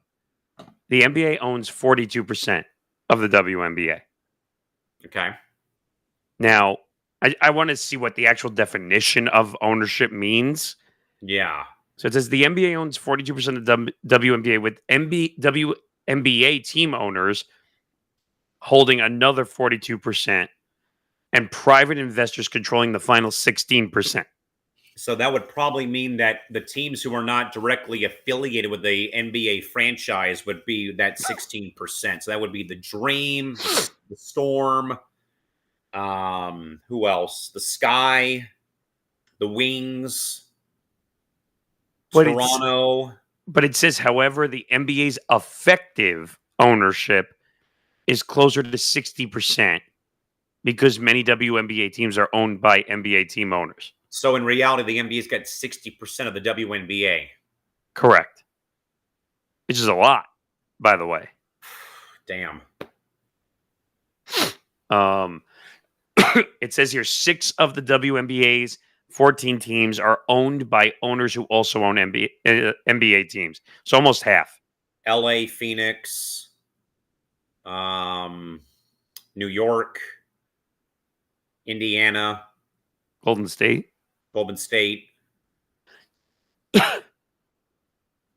Minnesota.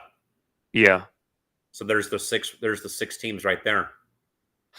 So that's a problem right there. So you're kind of across both leagues with half the league. So Interesting. In a sense, the NBA controls the WNBA, not by legality, but No. by ownership. By ownership. Nick, I think we have one more Engelbert comment. Is that correct? Yes. So this is on denying the comments from Napheesa Collier. This Oh, gets boy. interesting a little. Let me grab that. So this is her denying. She was asked about the Napheesa Collier comments, and she kind of goes into denial mode a Let's little hear it. bit here. She wouldn't make anything? And do you actually feel that way, that without this platform, players like Caitlin Clark wouldn't be making what they do off the court? Yeah, obviously, I did not make those comments. Caitlin has been a transformational player in this league. She's been a great representative of the game. She's brought in tens of millions of new fans to the game, proud of what she's put on the court. Unfortunately, the injuries held her back from a full season this year. But again, I'm not going to get into every point, counterpoint. It's not productive here. We're here to celebrate the WNBA Finals. I think what Indiana just did was amazing with all the injuries they had and the everything they faced this year, bringing that to a Game 5 in overtime. But yeah, as I said, there's a lot of inaccuracies reported out there, and I certainly did not say that.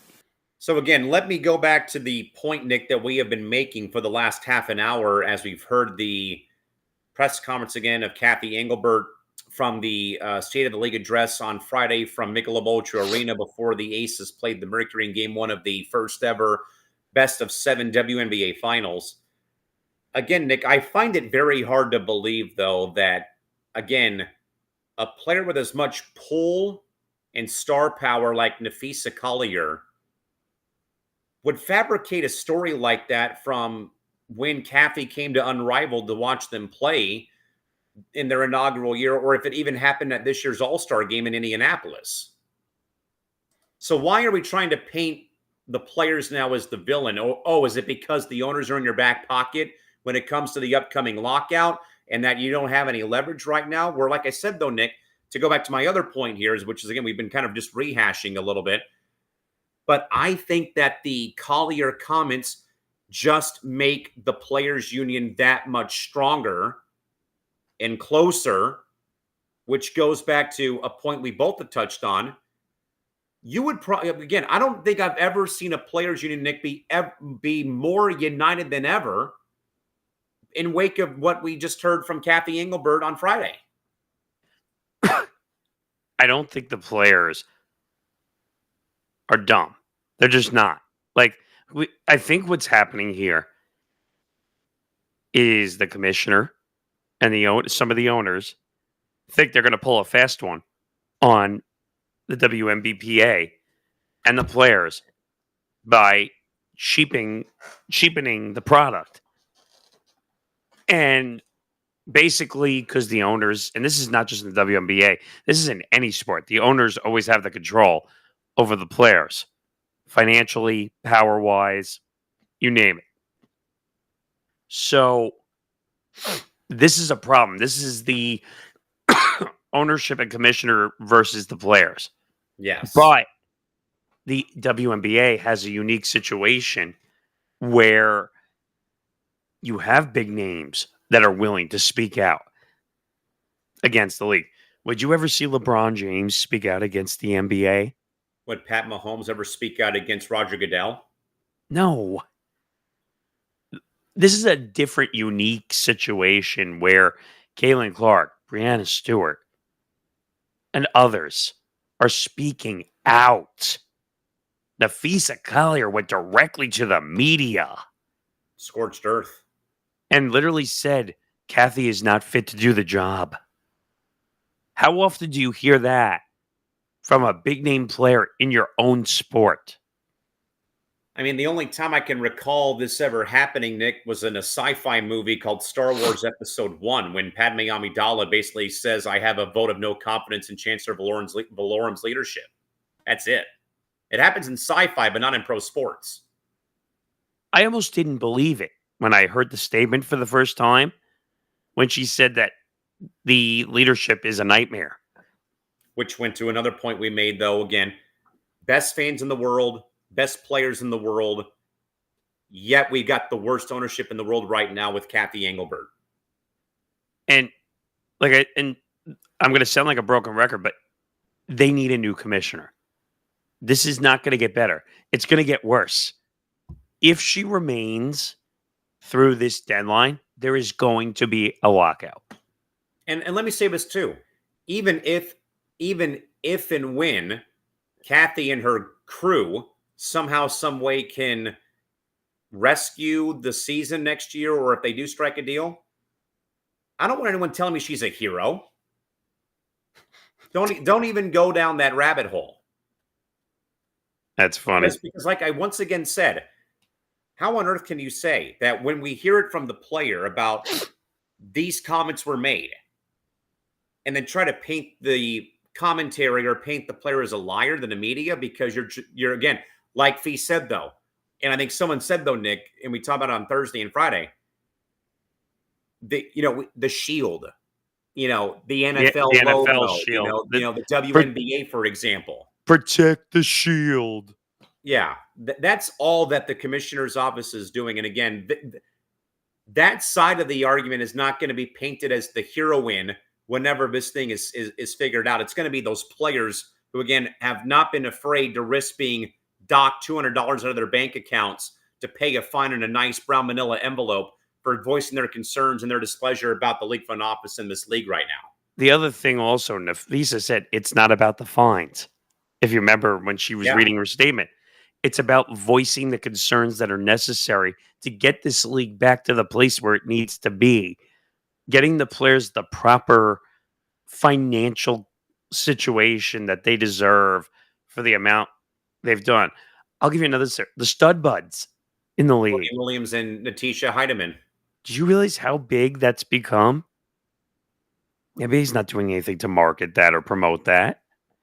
Who do you think was doing that during the WNBA All-Star Weekend? Players themselves. The two of them were walking around with a selfie stick and a phone. And they were on live for 3 straight days. Quite literally. And that awkward moment where they dancing with the commissioner on a live stream, which was very odd, by the way. This is not getting better anytime soon.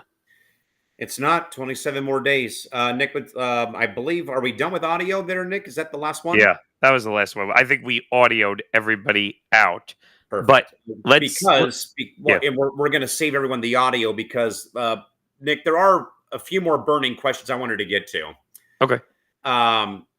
First and foremost, Nick, what is the long-term impact of Collier publicly declaring a total breakdown in trust with the commissioner? Now, let me kind of, in a way, real quick, so everyone can kind of get the big picture once more here on Code Red, the Press Row Code Red edition. Again, what we can confirm, what has played out over the course of this Saturday, now into a Sunday, is that Links Forward, an unrivaled co-founder, and WNBPA VP Napheesa Collier once again canceled a meeting scheduled with Commissioner Kathy Engelbert for the WNBA planned for next week.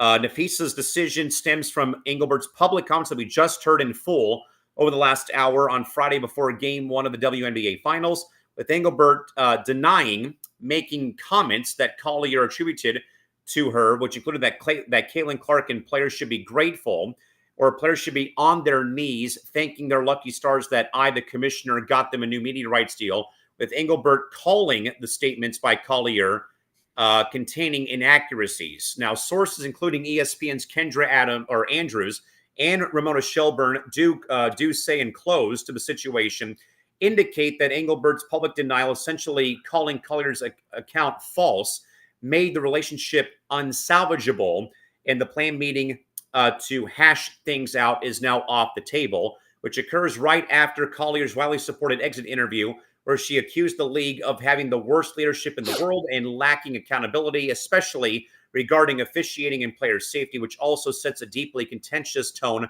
ahead of the ongoing and major CBA negotiations. So again, Nick, the top first question I want to get to, the long-term ripple effect of a player or the VP like Collier publicly declaring a total breakdown in the trust with the commissioner's office.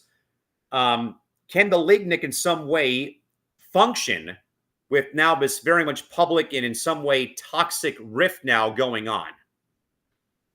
Well, there's a couple answers to this. Number one, this shines a dark light on the WNBA right now. No one expected Napheesa Collier to come out and an exit. First of all, I've never seen exit interviews before where they're done publicly for everyone in the media to see. That's a first for me. But for her to have the wherewithal to write a statement like that and to publicly go out there in front of the media and willing to admit that your commissioner stinks at her job. You don't see that every day. And can the league effectively function with the public rift? The answer is no. No. Because you've now crossed lines Yes. by doing this.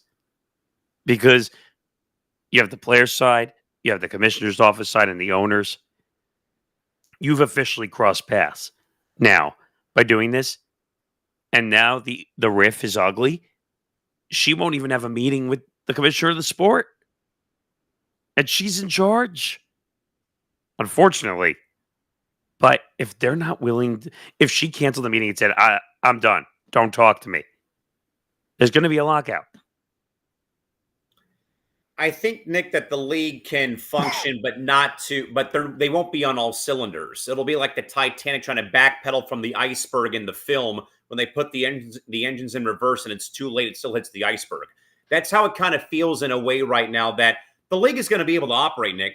But what's going to happen, though? Ryan and Rebecca and Holly are going to be talking about this sideshow circus that They already just are. played out. They already did in game one. This now becomes the main, we're not going to talk about game one at all, Nick, at all on Sunday at noon in the middle of the NFL schedule on Sunday, which I know that you wanted to get to as well here in a bit, and we will, is this creates a sidebar story. And it already has after game one. And I think, though, it will only get worse, especially now that they have this new leg to the story, Nick, that I know that they're going to run wild with on Sunday afternoon. Well, there's many more issues besides the CBA, which people refuse to talk about, including that you planned, or I should say planned, but scheduled WNBA games, finals games around NFL Sunday. And the baseball playoffs. I mean, really? Like, you would think that the WNBA finals, because it's the finals, you would want to watch. Your product is such an embarrassment. And I don't mean the players. The league product is such an embarrassment that people are saying, screw the finals. I'm not watching that. Yeah. I'm going to go watch my favorite team in the playoffs for Major League Baseball playoffs, or I'm going to go watch the NFL. Now, unfortunately, and I still think it's backwards. When the finals is on, you should want to watch the finals. But, and you and I have had this discussion many times, the NFL is king. It's just the way it is. It sucks. Trust me. Even as an NFL fan, it's annoying sometimes. It's too much. Programming's too much. Pre-games and post-games are too much. In the off-season, it's too much. But the WNBA is not doing enough to sell the fans, hey, come watch us. You're up against the NFL. You're never going to win. You're on top. That baseball playoffs, like, you literally, it's self-sabotage. Yes. And it's the ultimate lose-lose situation. It's simple as that. She can't be this naive to think that she would beat the NFL at 3 p.m. Eastern time later today. Yeah. 3 p.m. Eastern time, the first 2 hours of NFL Red Zone. And then there's 2 days off in between. Oh, that's right, Nick. Monday Night Football, NHL opening night on Tuesday. F. Ben McDonald for his commentary. Right. I mean, if they had stayed away from Sunday, they would have had a better chance of competing. you have a better chance of competing against the Major League Baseball playoffs than you do against the NFL. So, and if I'm not mistaken, 2 of the games in the series are on Sundays. Yes. Really? The only day they got right was game 1 on Friday. And it was perfect because it was on a Friday. Nothing was really on. Yeah, it was in between the wild card round in NL in the DS for baseball. There was a spattering of college football games on in like the Mountain West and the Big 12 and maybe a couple of East Coast games, but that was their night to rule. Sunday is NFL football. Tuesday's playoffs. Monday is Monday Night Football. Tuesday is playoff baseball and NHL opening day on ESPN. Oh, Then yeah, that's right. Again on Wednesday. The problem is, and I have to blame ESPN for this partially, is they have too much. And you could say that about NBC also. Because remember, I think WNBA is also going to NBC as part of that deal too. So what is going to happen to WNBA games on NBC? More games at 9 a.m. Pacific time. That's the whole other disaster that they're going to run into. People are not going to get up at 9 a.m. Pacific to watch a game. How do you fix this? Like, and I don't know what you do. And you also have, given the timing right before the finals and ahead of the CBA negotiations, does Collier's actually put more pressure on the league owners, which we had talked about?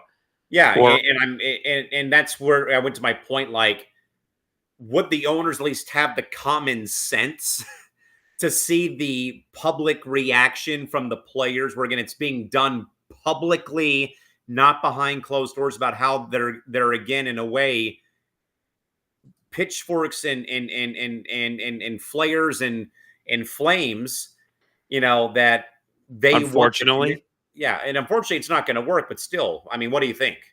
Unfortunately, I don't see this changing anytime soon, and the players are going to retaliate by taking the lockout instead, and that's affecting them because they're trying to fight for what's right and what they deserve to be made. Now, I didn't say it before, but I was not a fan of the pay us what you owe us shirts. We talked about that. I'm totally on the player's side that they deserve to be paid more. That's not the argument I'm making there. I was not a fan of the public message of that at all. You're not helping your case. Was it due to the fact it was during All-Star Weekend?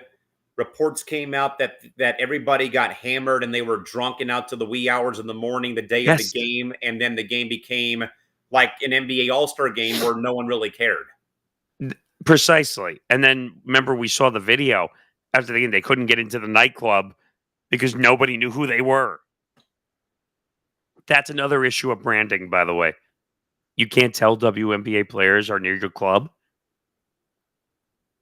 That's Rob Manfred syndrome with Shohei Ohtani, not willing to put him on the cover of MLB The Show. Like, exactly. What was some of this stuff? So Engelbert labeled the quotes as inaccuracies. Does her public denial help or hurt her credibility with the rest of the players in the league's growing audience?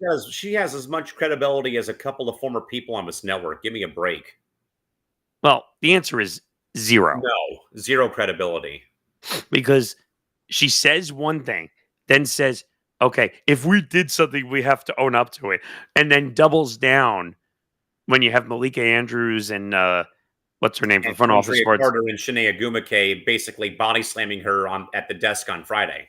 No, but Annie Constantinople, who was asking questions that the rest of her basically telling her to piss off, essentially, and saying it was all clickbait. First of all, it's not clickbait. It's not. You're just angry and don't want to admit the fact that there's a problem going on here.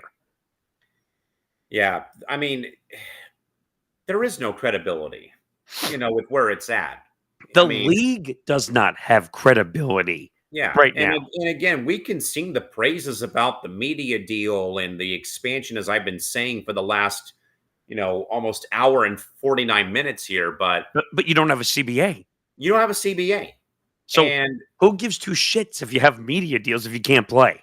yeah, I mean, that doesn't, it means jack squat right now. And as we've also said, though, Nick, there's been widespread player support of Collier in wake of the comments. Again, like I said, basically all the players. And I think, Nick, the one thing, though, that I did notice, and it's been so hard to do, though, is to get the new fans who are either Team Caitlin or Team Angel, and you can never have both. I long believe you can have both. It's not like, having your cake and eating it at the same time. But everybody has come together in some way to show their support for the players. Where I think, though, Caitlin perhaps not really saying a whole lot might be a little bit damaging in some small way, where again, everyone else has in some, in their own way. But Nick, though, how does the rest of the league's top players respond to Collier canceling the makeup meeting? And is this a unified player stand? I think, Nick, when you see everyone voicing their support, as I said earlier today, that Isabel Harrison of the New York Liberty also put out her thoughts on Twitter, I believe, early this morning on Saturday, that don't tell me that these players aren't united now in wake of what Fee said. Yeah. I mean, when she made that stand, that was basically every WNBA player and how they're feeling and their frustration that they're facing currently. It's kind of like, Nick, in a way, where we all have been there, where your frustration is boiling, it starts to simmer, and then it starts to eventually grow hotter and hotter and hotter, and then you just eventually explode like Mount Everest, like Mount Etna in Italy, and you become a raging ball of fire. Napheesa Collier was every WNBA player, from top dog to the bottom player on the roster, who probably in their own way has had similar gripes about the league and the front office. Yeah. I mean, this is a mess. It's a mess that they're going to have to spend a long time cleaning up. And I don't want to see a lockout, but even if it's not a long lockout, you're going to see some kind of lockout at some point because the sides just don't agree. There is not one agreement on either side of this scenario. Yeah. Whatsoever. And Nick, we heard that throughout the course of the season when we would be having WNBA watch parties on Playback. Again, folks, you can join the community on playback.tv/ETB network for more content like us on Press Row on Wednesdays or Thursdays, along with the fact that we're here for a special Code Red episode, which is, again, our sidebar to Press Row effective today. Is we heard a couple of meetings and we heard about how it went. Again, Satui Sabali of the Mercury said this was a slap in the face. We heard Caitlin Clark say it was a slap in the face. We heard other players voice their concerns.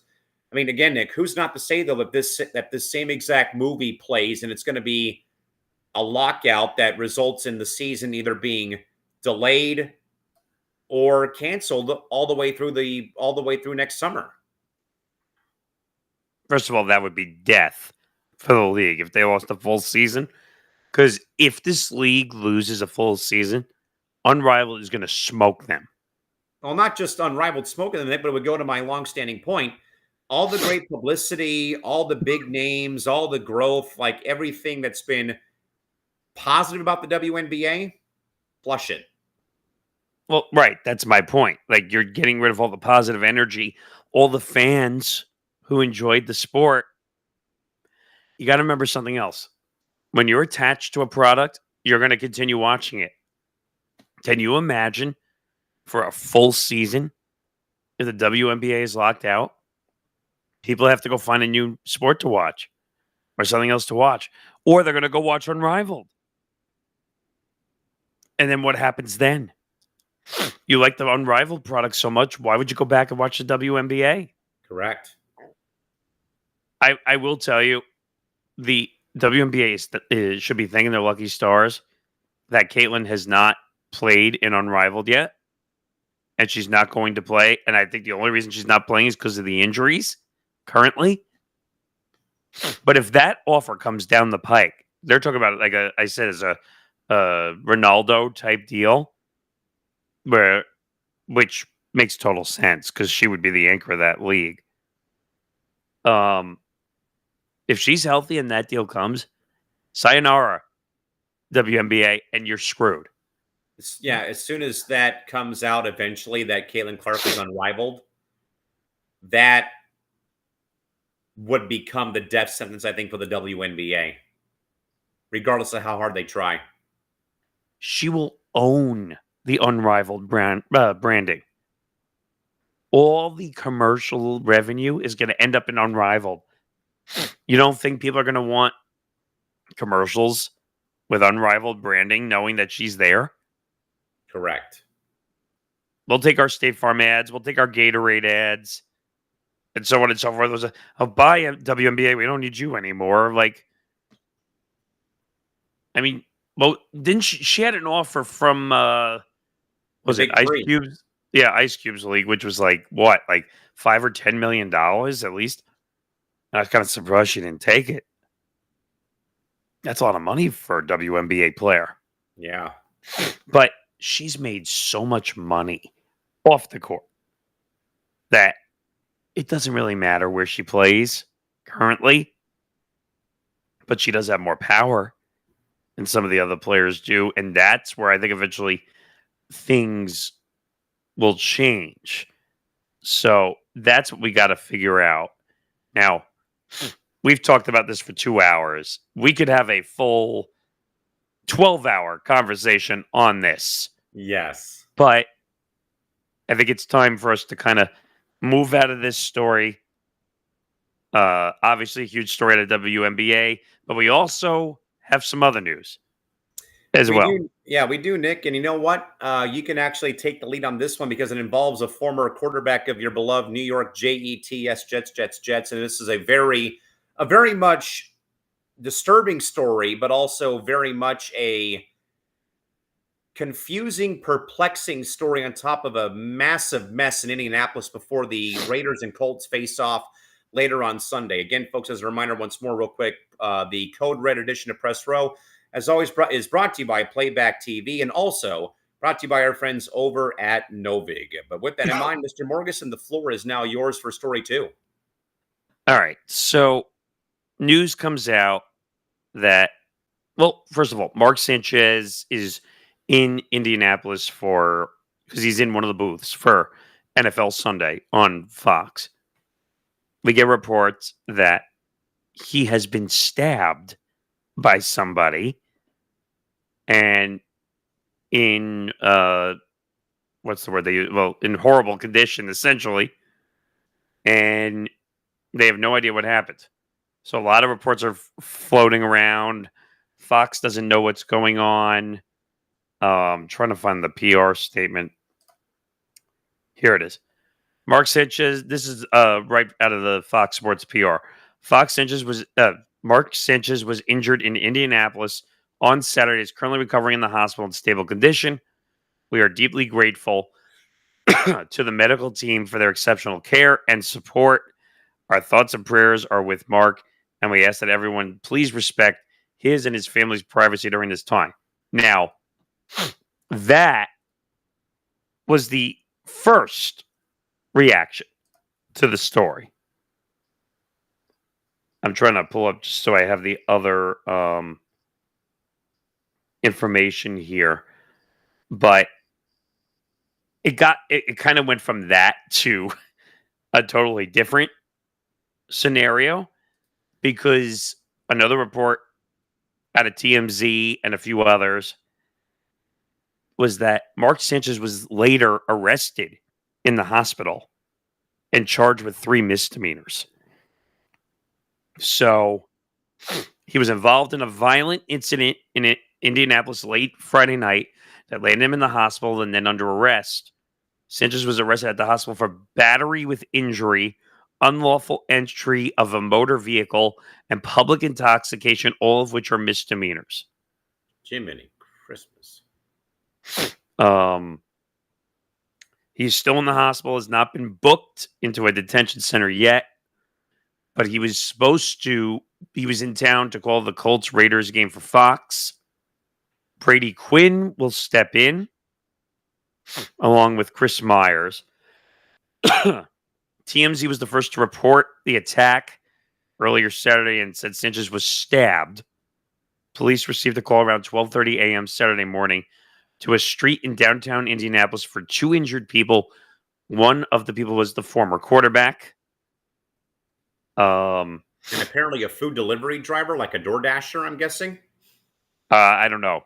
They haven't really said that, but in its initial public statement, the Indianapolis Metropolitan Police Department said the incident involved 2 adult males who are not local residents.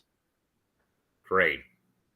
And said its detectives believe this was an isolated incident between the 2 men and not a random act of violence. So it sounds like almost this was an attack call out or something. Its follow-up statement says that, quote, all involved parties have been identified and no further individuals are being sought by detectives. So I don't know what to make of this at first, but it's not a good situation by any means. No, it's not. And as Nick said, though, there is a little bit more context to it. That again, the Indianapolis Metro Police Department, of the IMPD, again announced that Sanchez was arrested at the hospital on preliminary charges, misdemeanor charges, I should say. Again, battery with injury, unlawful entry of a motor vehicle, and public intoxication. Again, there is some reporting though that. Reports did suggest that the altercation began over a dispute with a food delivery driver concerning parking in an alleyway where the other party claims the stabbing was an act of self-defense. The Marion County Prosecutor's Office will make the final charging decision. I guess, Nick, the 5 burning questions I'd like to get to starts off pretty simple. The instant implications for Mark's career now. Obviously, 38 years old. Again, we know him as a quarterback at USC and with the Jets. But also, though, Nick, public intoxication and battery charges the day before your assignment. Illegal use of a motor vehicle, too. It's one of those "what are you thinking" sort of moments. Unfortunately, this is not the first time we've seen a athlete or a former athlete act this way either. True. I hate to say this, but this is an NFL reputation thing sometimes. Sadly. I don't love saying that, but no.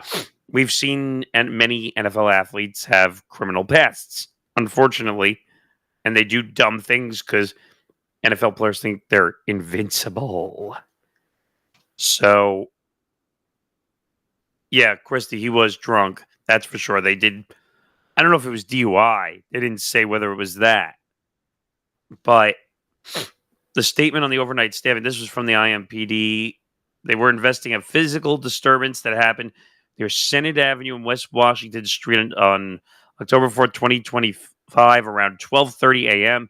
It involved 2 adult males, resulting in one man receiving lacerations and the other sustaining injuries consistent with stab wounds. Detectives believe this was an isolated incident between the 2 men and not a random act of violence.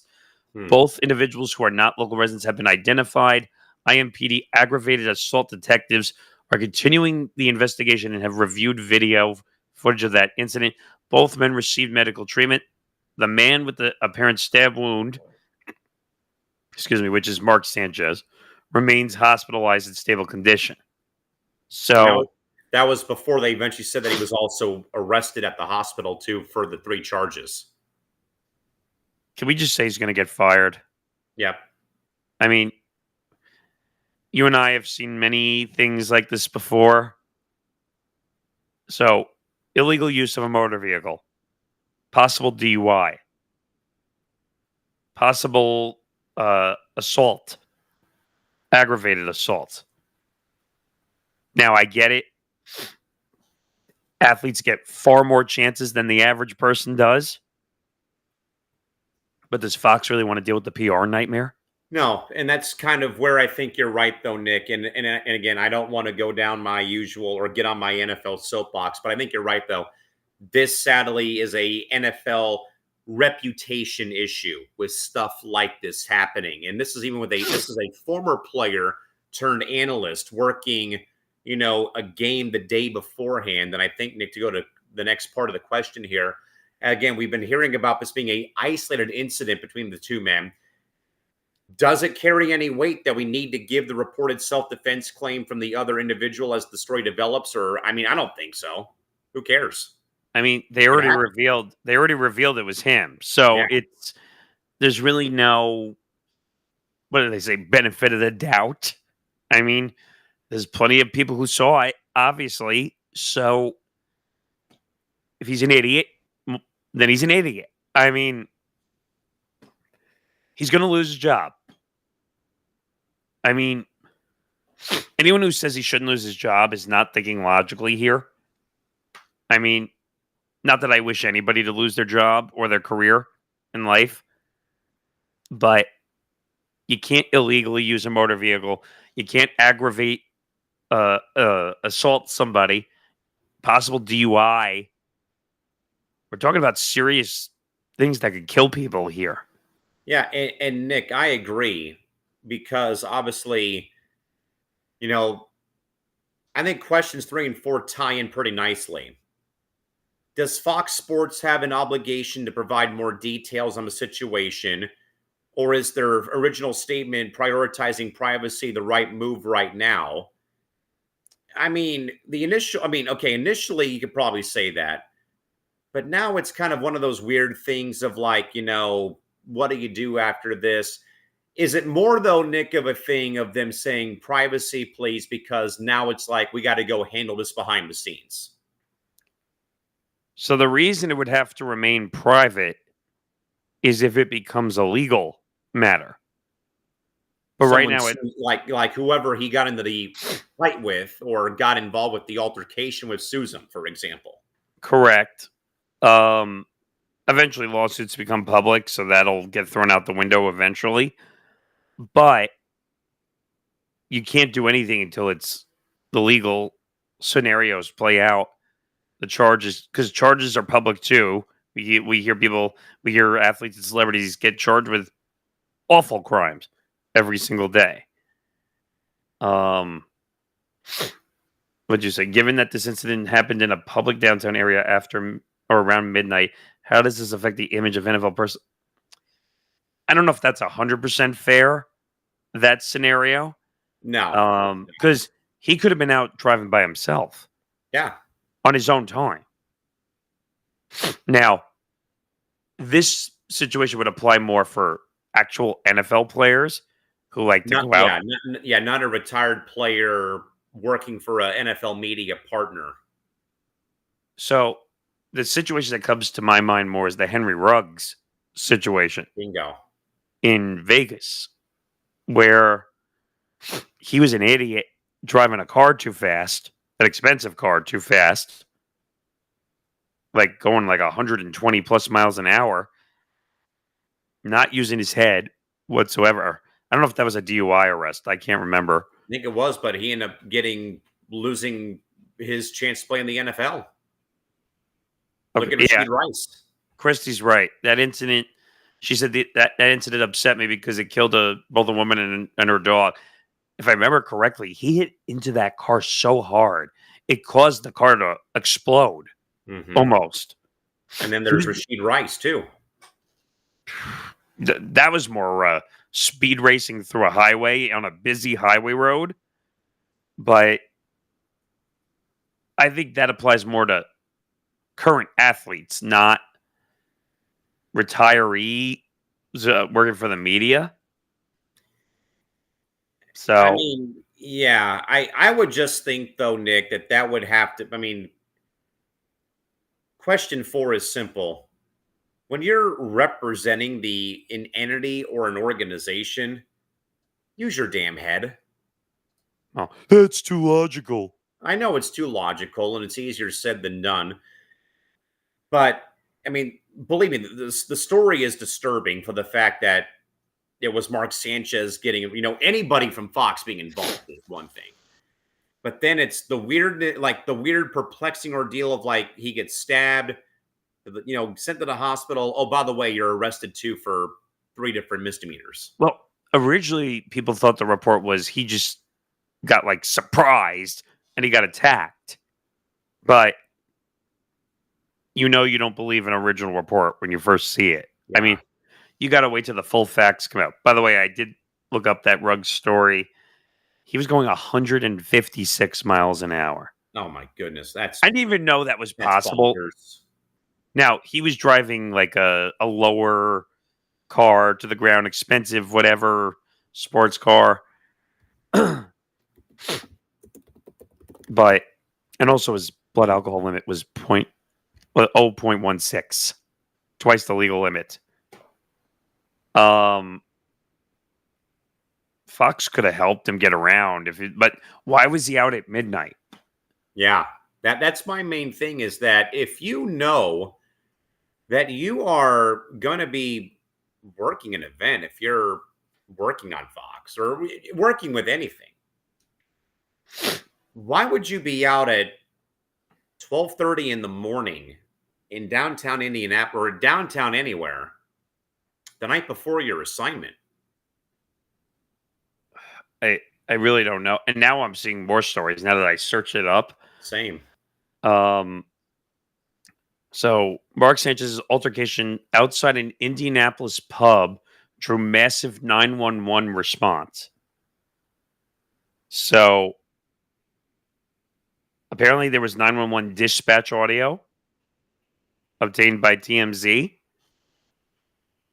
Officers were heard ordering the pub and eatery locked down like a crime scene as they searched for suspects and evidence.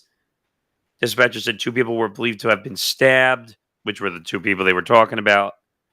Which included a 69-year-old delivery driver and Sanchez himself. Responders were also heard on a 911 dispatch discussing whether they were security cameras operating in the alley where the brawl erupted shortly after midnight.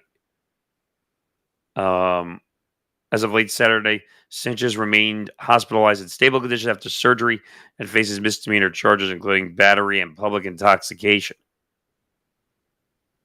It's not a good look. This is not going to end well. So, Nick, further reporting says that police say the altercation began when Mark Sanchez allegedly confronted the 69-year-old food delivery driver who told investigators he stabbed Sanchez in self-defense after being pepper sprayed. Both men were injured and Sanchez underwent successful surgery before being listed in stable condition at a local hospital. The former NFL star, now a Fox Sports football analyst, now faces misdemeanor charges, including battery with injury, unlawful entry of a motor vehicle, and public intoxication. Authorities are now reviewing surveillance footage as the investigation continues, while colleagues and former teammates have offered messages of support, though there's a very high chance that Sanchez will be out of a job come tomorrow. Yeah, I don't see how he survives this. I'm kind of lost for words because I didn't expect him to be this type of person a little bit.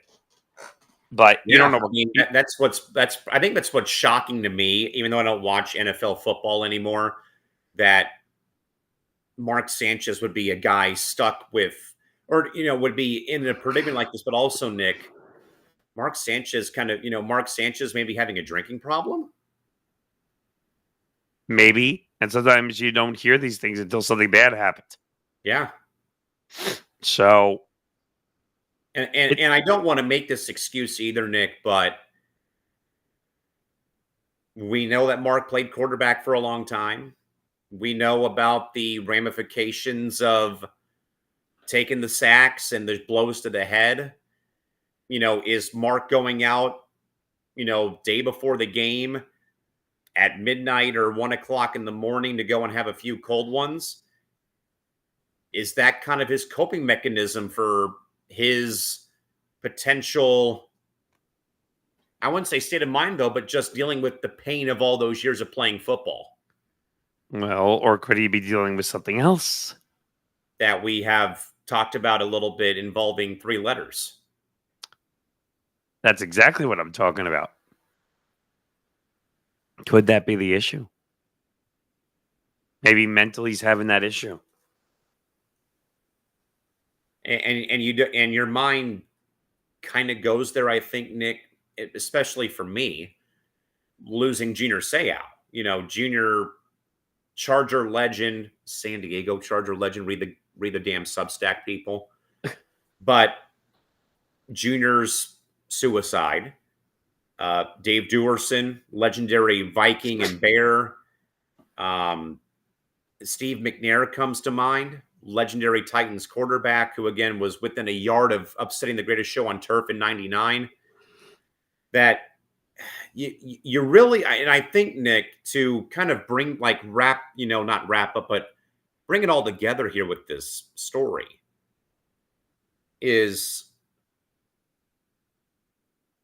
I think about Terry Bradshaw with how he was kind of during the end of his Fox tenure, how he wasn't all there. He was having trouble with highlights, remembering players' names, and Boomer Esiason's voice tone has really changed, it sounds like, in recent years. I don't know if that's from playing or if it's just, something else that he's had. Nick, we even heard about people were very concerned about Al Michaels calling TNF on Thursday. And obviously Al didn't play in the NFL, but still, it's been 50 years in the league calling games, for crying out loud. I only say, or bring up, is Mark Sanchez enjoying beer, a few beers and mixed drinks at 12 a.m. a coping mechanism for a 38-year-old quarterback who obviously was great at USC, was like a beacon of hope for the Jets till he had the butt fumble, but is all of the hits in a way stacking up where Mark has to resort to these nights out before he's worked with Fox to just kind of, in a way, get his mind off of his playing days in some way, because of where we now know, Nick, where concussions have led people in the NFL. Right. But that's not a positive coping mechanism by any means. It's not. Junior Seau was drinking, playing rounds of golf with his Charger teammates in the 19th hole, where they would go and drink and drink and drink, or in the 30 for 30 about his life, go to Vegas, wager money and take money from your foundation and lose $3 million at the craps table. Do I dare bring up the Aaron Hernandez situation too? That's why the NFL gets a bad reputation sometimes, because people think the shield. We protect all the players. No, you don't. No, you don't. If you did, you wouldn't have all these horrible incidents, and you wouldn't have a CTE lawsuit, which has been fighting for how long now? Ever since Dave Duerson's suicide. And just trying to get the money into it was a nightmare. I think he was the first player to sue. But I don't know, man. It sounds like some kind of mental health CTE situation. So it was actually Michael Lewis Webster Mike Webster whose family sued, and he was the first one who was diagnosed with CTE back in 2002 after he passed. Well, this sucks, but you can't find out you have CTE until you pass away. Correct. Which I'm finding hard to believe all these years later, we still have not found a way to have a detection system for CTE at all. And I think, Nick, what I recall hearing is that I believe rugby has now made a mouthpiece. Yes. That it can flash green or red after a hit. If it blinks or flashes red, that player comes out of the game right away, no questions asked. Well, in the NFL games now, they have a doctor who sits up in the booth Yes. at every game. They will call down and say, you need to take this guy out of the game. The problem is you can't see anything from all the way up there. It's more a hunch than but I'd rather them go on caution than It's not. something is better than nothing. So what's the big whoop? You get checked for whatever and then you're back in a game. I'd rather them do that than way back when they just let players play until the end of the game and then they find out that there's a concussion issue. Yeah, take going on. some smelling salts, get back out there. I mean, go ask Tua right now. The guy's had 3. Now, the problem is there's the difference between ask Troy Aikman. That's a good one, Christy, also, who's had many concussions. Now, the reason I say the Tua one is tough is because documented as opposed to non-documented, he's probably had at least 5 or 6 concussions. But 3 or 4 of them have been documented. And the worst one was when his fingers looked like he was putting up like gang symbols or the 305 area code for Miami. But I think what one of the neurologists said, though, when you get that big of a hit, though, you go into fencing mode where you kind of lose control of your limb. To be honest, I don't think he should be playing in the NFL still. That's just my gut. I'll sign that memo. I've had that opinion forever. But we talked about it on Football Forecast last year that one more bad hit and he could end up mush for brain at some point because he's been concussed. The Miami staff handled it terribly. Oh, it was awful. And I think that whole staff got fired because of how they handled it. Because they checked him out and put him back in, and then he got hit massively again. And I think after that game or during the week until the next game, the Dolphins fired that medical staff for what they did. It was atrocious. It was terrible what they did. He could have died the way that you're good, go back in, then get hit again. People don't realize concussion is when brain matter gets moved, when you get hit. People don't realize that. Oh, I got it in the head. Oh, I'm good. No. Think about the incident we had to talk about with the NFL media office in New York. Yeah. And we forgot to talk about that actually because a report did come out. They confirmed that he had CTE. He had a low risk. He had like low symptoms of it, but he still showed CTE was a thing. So obviously that affected the decision-making situation that killed a bunch of people. And that's where to tie it to Mark Sanchez, where again, folks, if you're just joining us here before we wrap up here shortly, again, Mark Sanchez, former NFL quarterback, turned NFL on Fox analyst, again, was involved in a altercation of some type with a 69-year-old food delivery driver in downtown Indianapolis at about 12:30 a.m. on Saturday morning. He is currently in the hospital and is now facing 3 misdemeanor charges.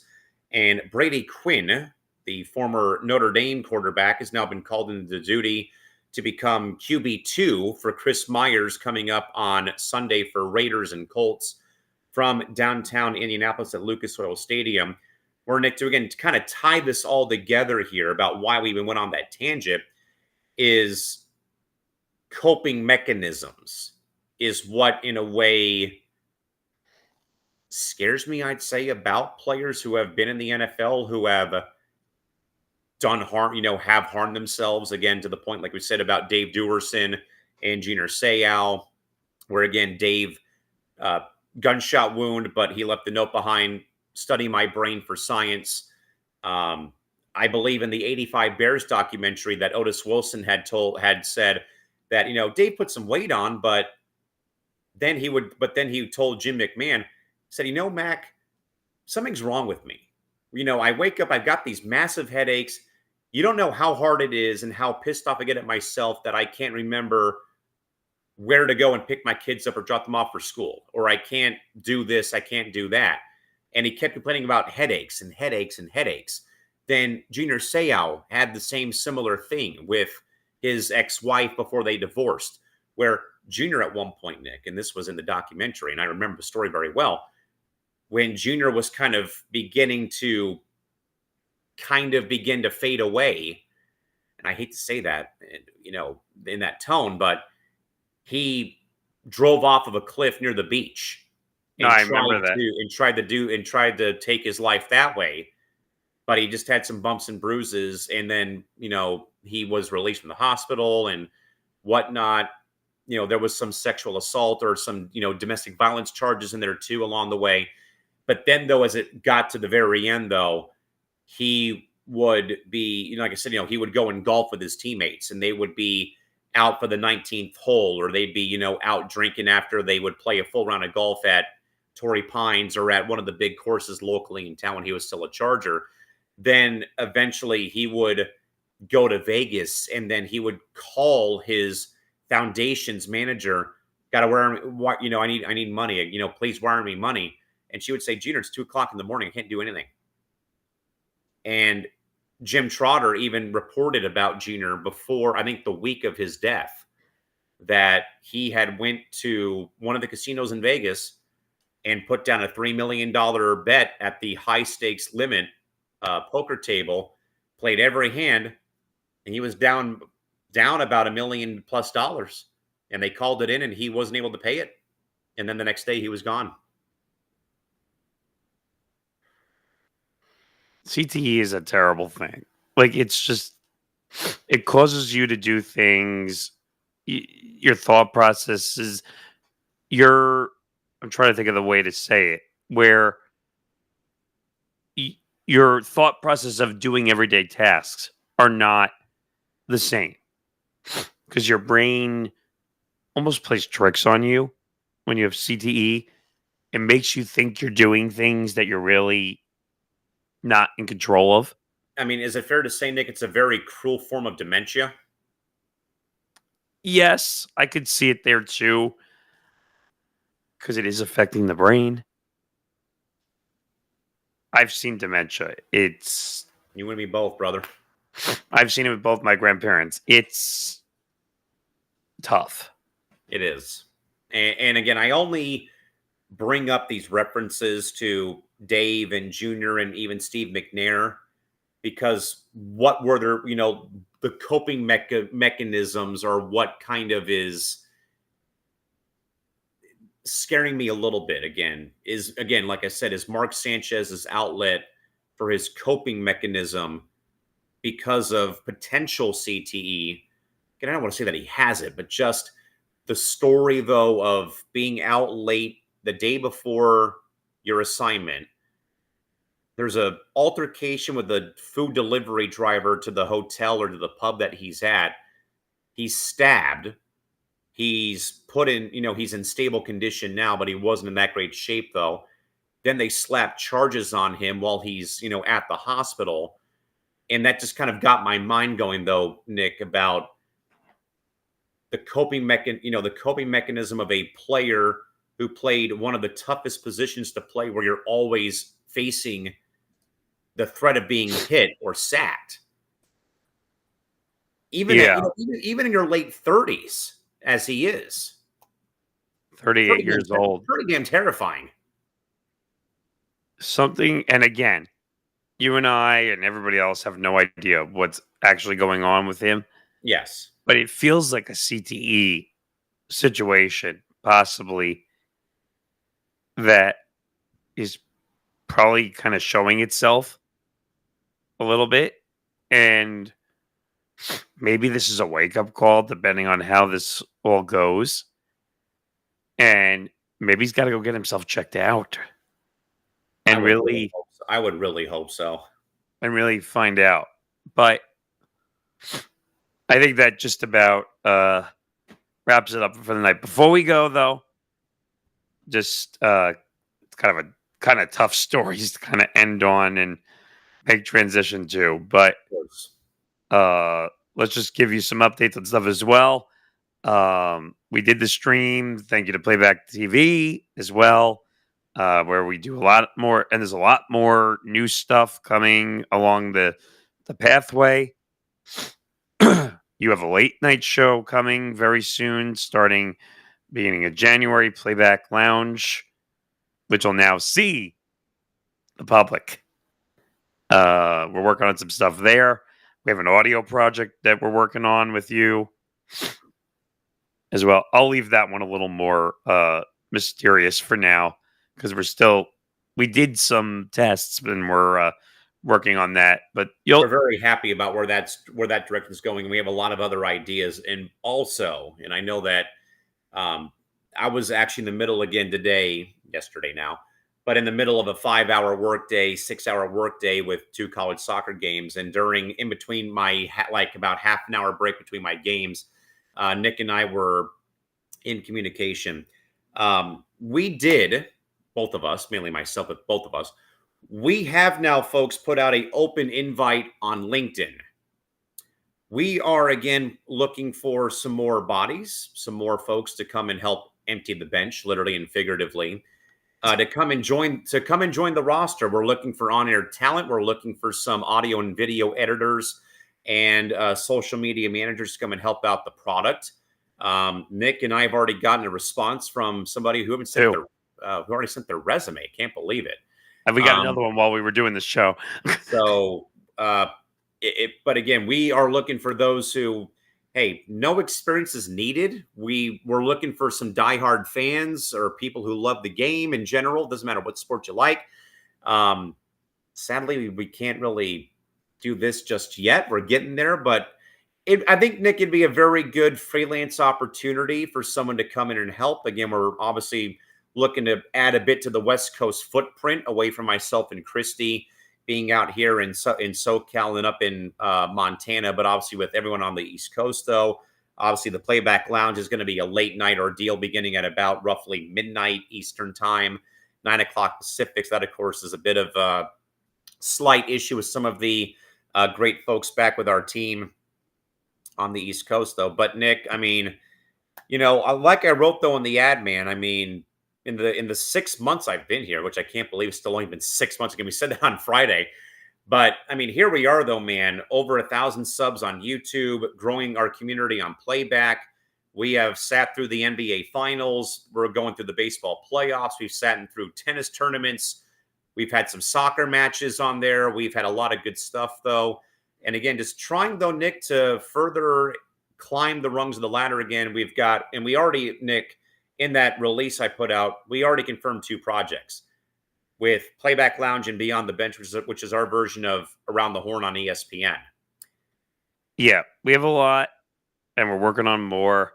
Also for this show starting in January, which will be its first full year here, but we've done a lot this isn't an official episode, but 18 episodes now.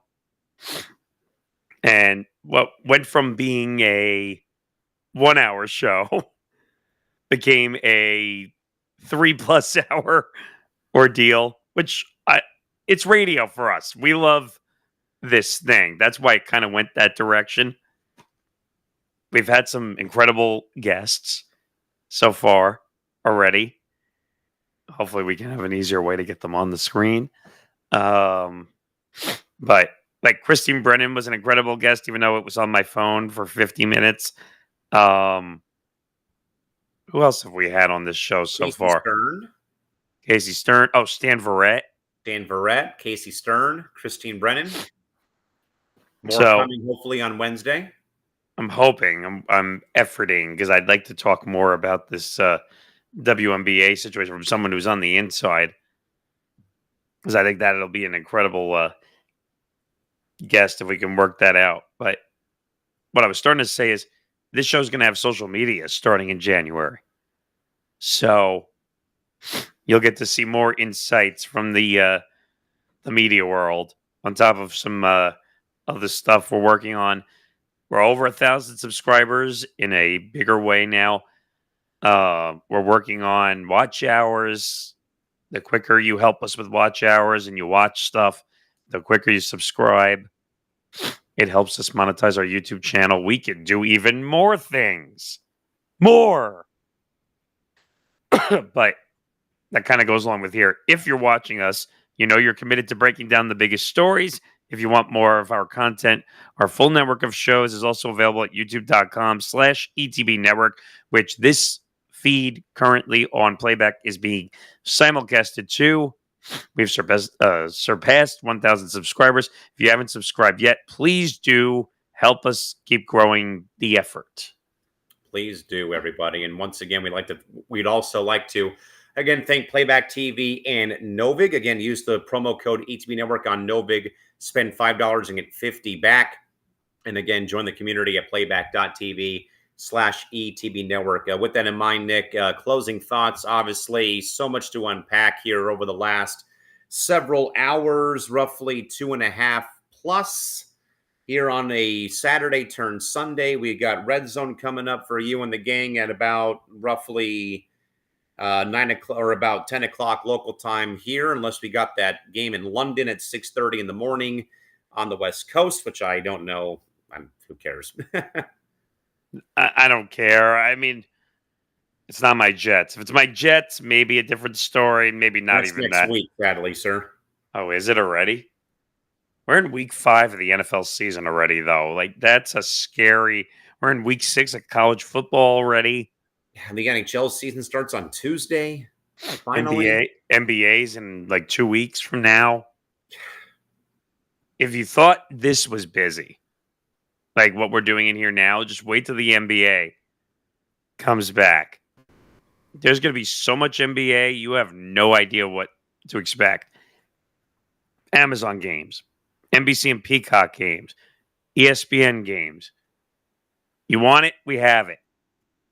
Come watch. Join our community, playback.tv/ETB network. You don't know what you're missing. And we do a lot of like annoyingly, jokingly things in these rooms too. Yes. But it's all to have fun. So join us. Yeah, please do. And again, if you would like to be a part of the team, again, you can reach out to Nick or myself via LinkedIn and we will go from there. And hey, we already got 2 prospective people, which I'm happy about. I was like, wow, is that all I had to do? Is that all we had to do? Just put it on LinkedIn and be like, okay. Yeah, I guess. But with that in mind, though, folks, again, big thanks to Novig and Playback TV. With that in mind, everybody, this has been a Code Red edition of Press Row. We want to thank you all for tuning in for the breaking news. Huge thanks to Nick Morganson for the insights tonight as well. We will continue to provide updates on our next episode of Press Row on episode 19. Good grief. On Wednesday at 1 p.m. Pacific time, 4 o'clock Eastern, right back here on ETB. Again, follow us on social media for more updates. Again, we are at ETB Network on Twitter, IG, and TikTok. For Nick Morganson, I'm Callum McClurg. Wishing you a great rest of your day and a pleasant Sunday. We'll see you back here for PR in its full entirety on Wednesday afternoon. Until then, have a good one.